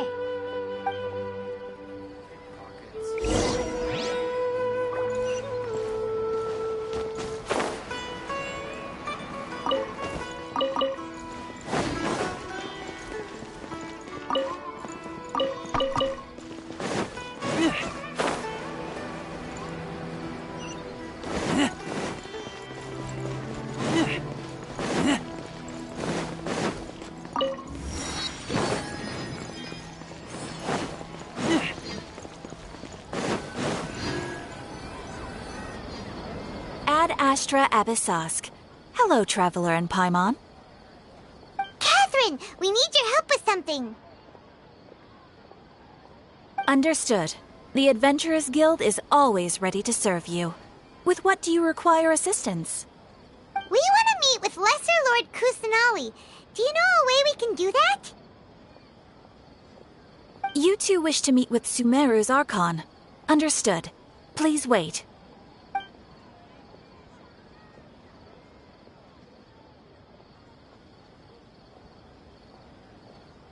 I apologize, but I am unable to call up any relevant information in the Akasha. I'm also unable to locate any pertinent information in my personal memory. Aww, another dead end. Well, if Catherine can't help us, then we really don't know anyone else to ask now. Please do not worry. I may know of someone who can help you two. In Sumeru, the Adventurers Guild does not serve as the vanguard of information. Rather, there are numerous active mercenary groups collectively known as the Eremites.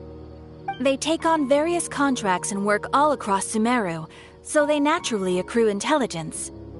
An Eremite brigade called the Corps of 30 is in charge of Sumeru City's defenses. Not only are they the oldest brigade, but they are responsible for managing and coordinating the affairs of all other mercenary brigades. Corps of 30? What a weird name. Supposedly, they are named as such because their ranks numbered 30 at their inception. Asfand, an advisor with the Corps of 30, maintains good relations with the Adventurers Guild. Though he's already retired, he and his words carry great weight within mercenary circles. If you'd like to get in contact with him, you can find him at the Corps of 30's headquarters, the Citadel of Rexar. You're welcome. I wish you two the best of luck. We look Alright, off to the Citadel. Ad Astra Abyssosk. Welcome to the Adventurers Guild.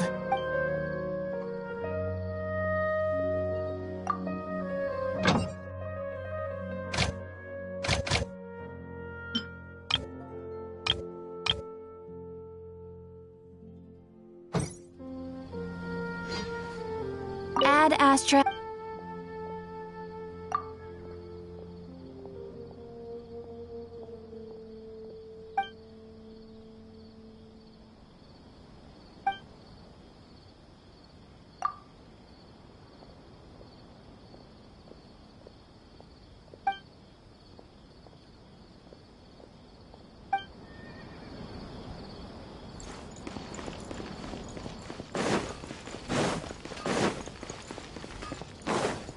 Trust me, just take my word for it.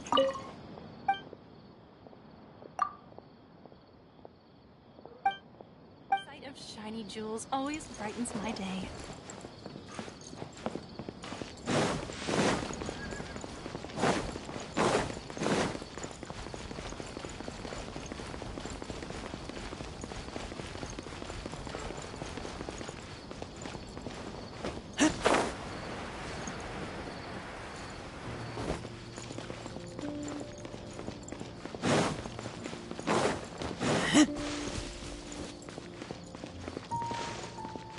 Why isn't it working?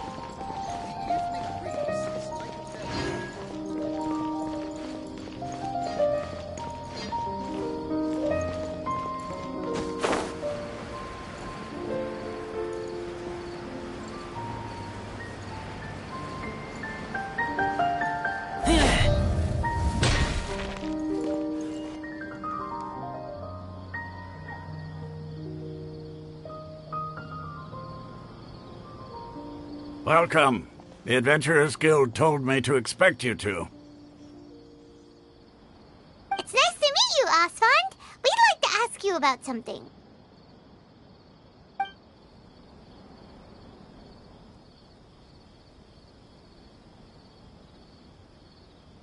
I see. So, Catherine's the one who sent you this way. Ha! It's true that the Eremites' network is vast, but even I can't help you meet the Dendro Archon. Wait, seriously? That's it? Afraid so. The Eremites aren't terribly religious, so we don't know much about divinities. As far as the Akasha goes, we can access even less than you. We originally came from the desert. The gods there died off long ago.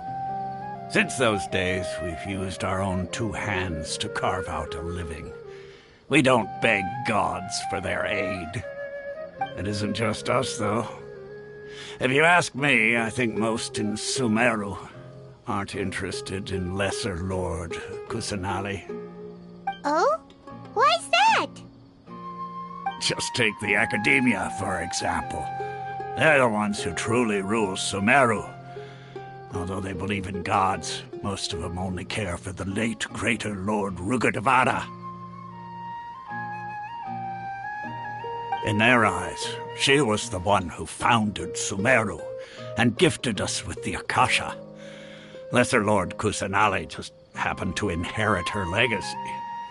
Because of the Academia's influence, most citizens are more familiar with Greater Lord Rugurdevada and hold her in greater esteem. Not to mention that Lesser Lord Kusanali never makes an appearance, and the Academia never announces anything about her. As far as the people of Sumeru are concerned, she's just a god that exists. And that's all. Really? Aw. After hearing all of that, Paimon sort of feels bad for Lesser Lord Kusanali. Ha! But who knows? We're all just guessing when it comes down to it. Besides, I'm sure the God of Wisdom doesn't worry about her reputation among people like us. All right. Well, thanks for the info, Osfond. No problem. Always happy to help out the Adventurers Guild.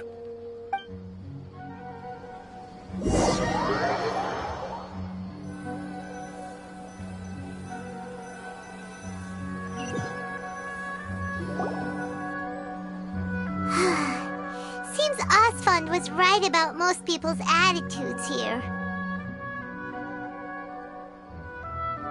Not only are they not interested in the Dendro Archon, they even say stuff like, if the Akasha doesn't think I should know, then I don't need to know about it.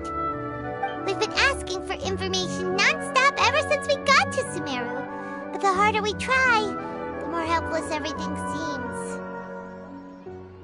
Isn't there at least one person in this entire city who cares about Lesser Lord Kusanali? Oh, you two are interested in Lesser Lord Kusanali? Huh? Who are you?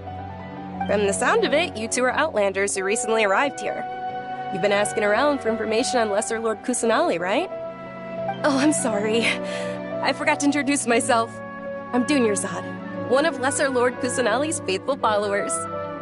Whoa, really? Then do you know how we can meet with her? I'm afraid I can't help you with that. But your conversation earlier did happen to remind me of... Sure. It goes like this. Long, long ago, there was a man who heard a prophecy. It predicted that a great calamity was about to befall him. Panicked by what he heard, the man sought out the Dendro Archon in hopes that she would bless him with the wisdom to help him escape his predicament. The man journeyed across deserts and through rainforests and experienced tribulations of every kind. However, he still couldn't find any trace of the Dendro Archon. In despair, he thought, alas, the Archon has abandoned me.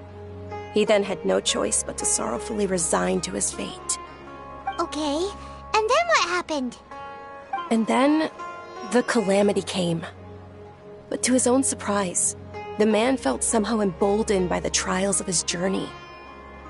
By relying on his own strength, he managed to overcome the adversity. At that moment, a bird perched upon his shoulder. This bird was, in fact, an avatar of the Dendro Archon. She said, "O Archon Seeker, do you now understand? She and her wisdom have long been found by you. Along your journey, we were in every flower and blade of grass, every ray of sparkling sun, and every breath of dancing wind.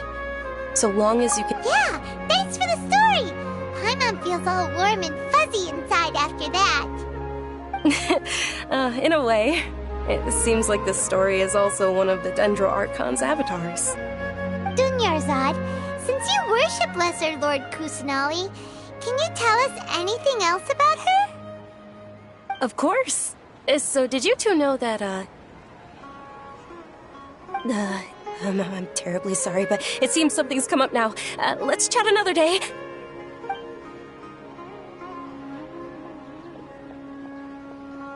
Hey, wait! What the heck just happened? It looks like they're searching for someone. Dunyarzad was acting super nervous just now. You think they're looking for her? This stinks! We finally managed to find a lead about Lesser Lord Kusanali! We can't let them get in the way now! Let's see if we can get rid of them. Then we can catch up with Dunyarzad! Hey, have you two seen a brown-haired girl wearing a purple top and a long blue dress? We're looking for her. Did she have bandages wrapped around her wrists? Yes, that's her. Did you see which direction she went? Yeah, she went that way. Quick, after her!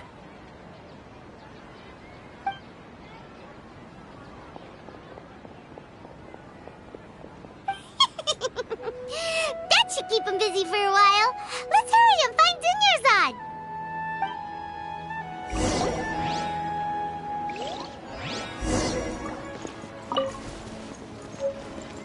Why isn't it working? I don't get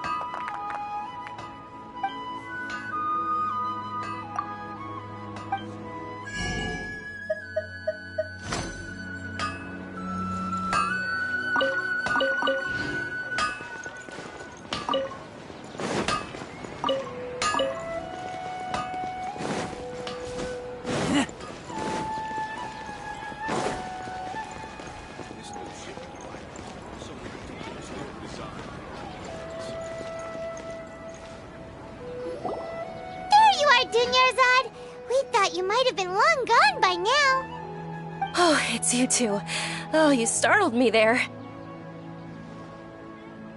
You can relax now. We threw those people looking for you off the trail. Really? Thank you so much. Unfortunately, I believe there's still more of them out there looking for me. Uh-oh, looks like there are some coming this way. Huh? More of them? Then what are we standing here for? Run! No, wait, my body isn't in the best shape. Okay, sounds good. There's a tavern on the other side of the port we can go to. They probably wouldn't expect me to hide in a place like that. All right, let's move out. Stay behind us. We'll keep an eye out for anyone looking for you.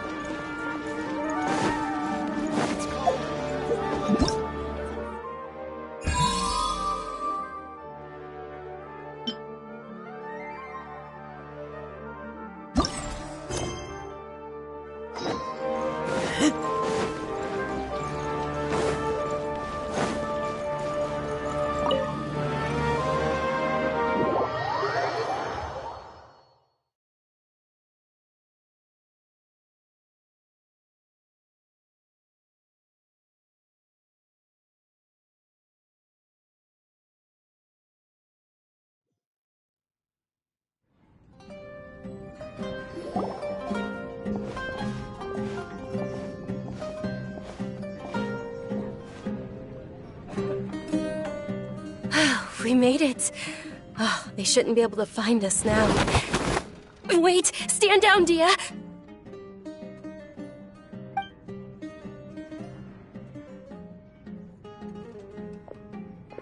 My lady, who are these two? They're travelers that I met on the street just a moment ago. They happened to notice that you were all searching for me, so they helped me hide. I see. In that case, you two should scram. There's nothing here for you. Wait a sec! Who the heck are you? And why are you shooing us away? I'm Miss Dunyarzad's bodyguard, here to see that she returns home safe and sound. My lady, let's get going. You've been gone for so long that your parents are worrying themselves sick. And if I refuse to go with you? It'd be easier for the both of us if you cooperated. But if you insist on not going, then I'll have to carry you like a sack of potatoes. Hey! Dunyarzad already said she doesn't want to go back. Why are you pushing her? Stay out of this. You don't understand the situation. Sorry, my lady. Even though I'm your bodyguard, your parents are my employers. I have to answer to them. How much? Wait, what? How much more do I have to pay you to become your employer? So you never listen to my parents ever again. Double? A triple? Give me some time and I'll get that much. My lady, this isn't about Mora. I don't know what you think of us Eremites, but let me say this. I like Mora, but I'll never go against my principles. That's why I'm here looking for you. Sure, it's an order from my employer, but my conscience was also telling me it's the right thing to do. And knowing your health, carelessly running around like this is gonna hurt ya.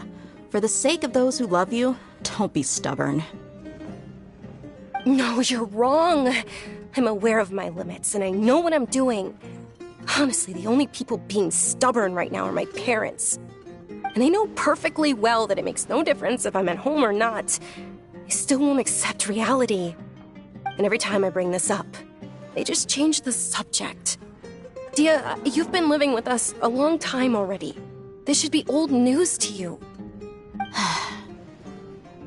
Dia, I know it hasn't been easy for Mother and Father, and I'm grateful for everything they've done for me.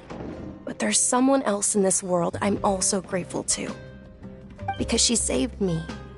The love I have for her is the same I have for my parents. This is my life and my last chance. So I want to do something meaningful.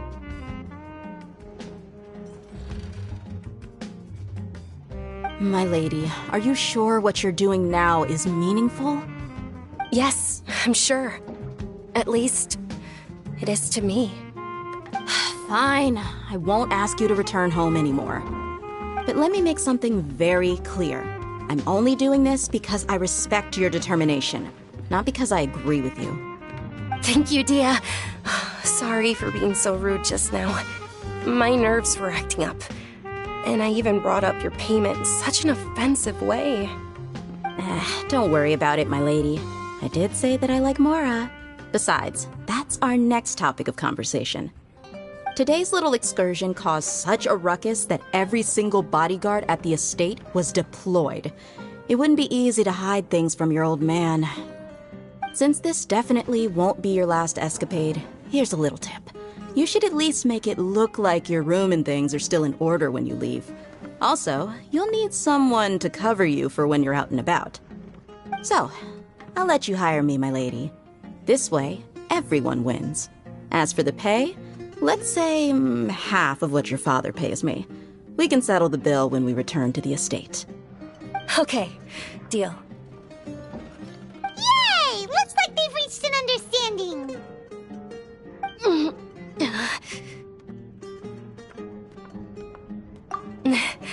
I'm fine, really. I just feel a little tired now that things have calmed down. My lady, stop trying to look tough. We're already in a tavern, so let's rest up and grab some grub. I'm sorry for worrying you two. If you don't mind, I'd like for you to join us. Sure! After you rest up, we want to hear more about Lesser Lord Kusanali.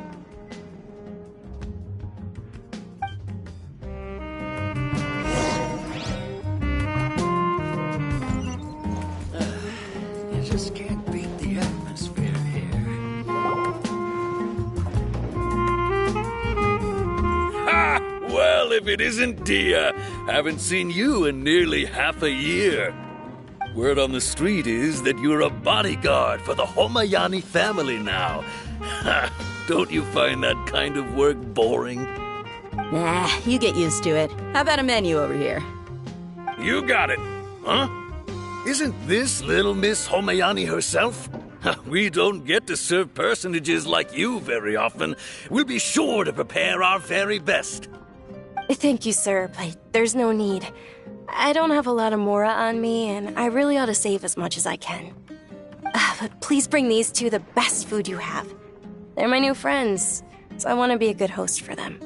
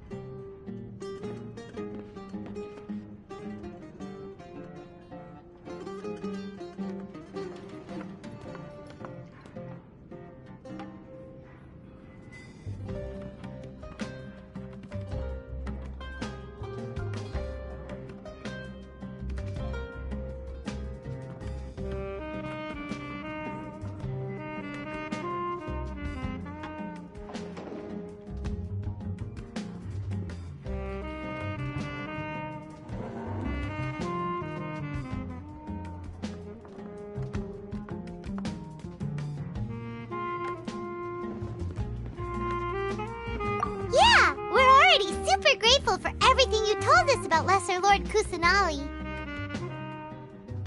How about our coconut charcoal cakes? They're our signature snack, and they run cheap. Look, other customers over there are eating some now.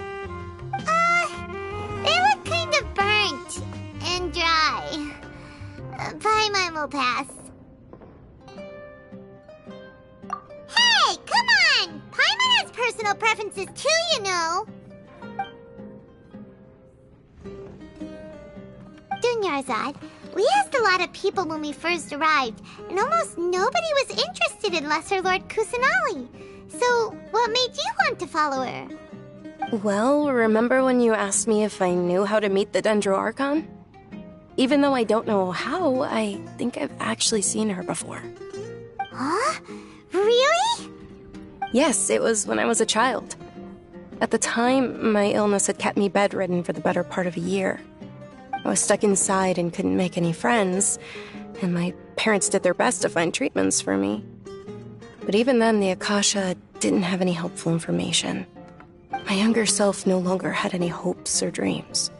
One flare-up was so bad that I was in a semi-conscious state for several days. Then one night, I woke up alone in my room. I was terrified. My body was paralyzed. Even if I cried, there was no sound. At that moment, an ethereal voice spoke in my mind. Dunyarzad, don't be scared. You don't have to cry. Dunyarzad, don't be scared. You don't have to cry. Who are you? How do you know my name? How do I explain this? You might not be able to understand, but actually, I know everything about you. Really? Of course. I know that you're scared of thunder, that you hate taking medicine every morning, and that you love counting the petals on your mom's skirt. Wow, you really do know everything. Dunyarzad, is there anything you want? Want? Not really.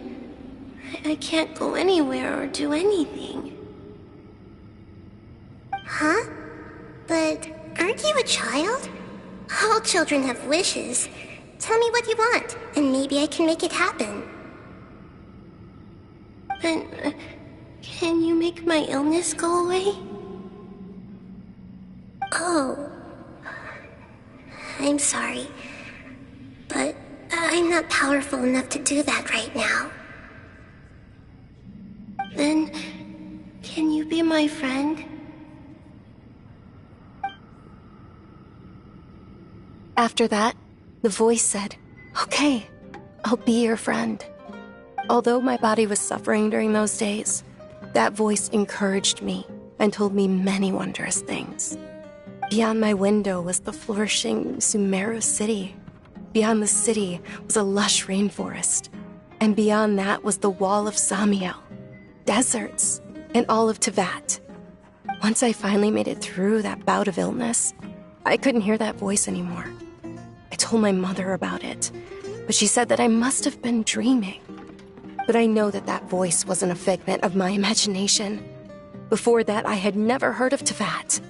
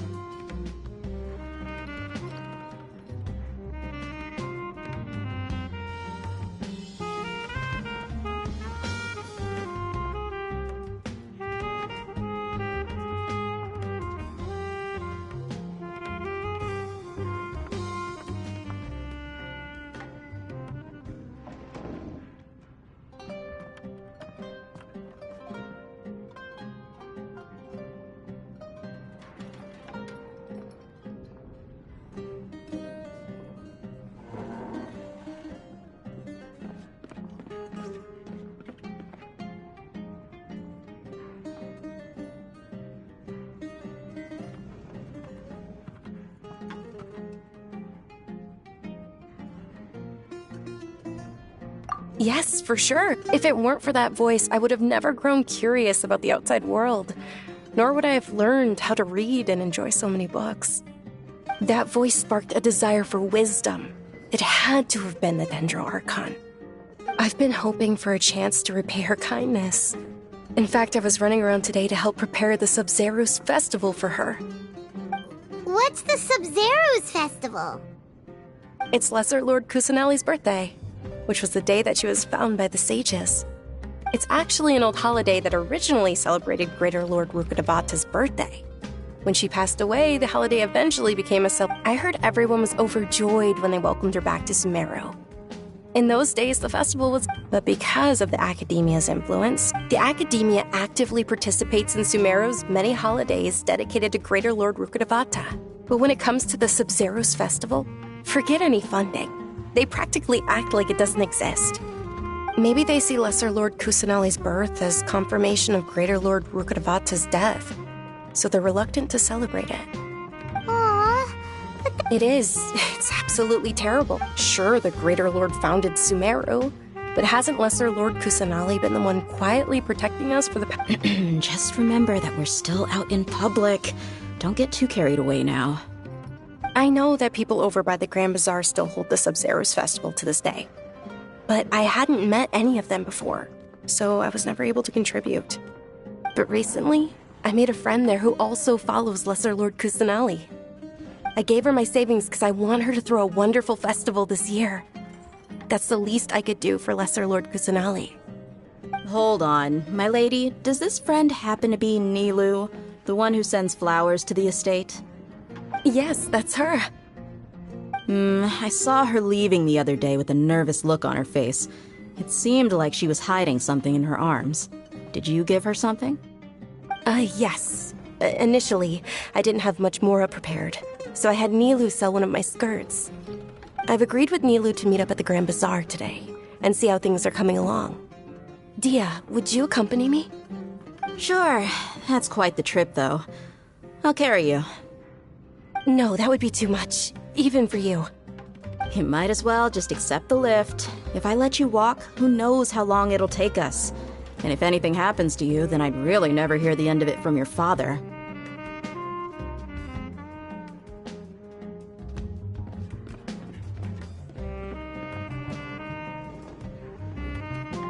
But of course, Nilu will be thrilled to hear there are more people interested in Lesser Lord Kusanali.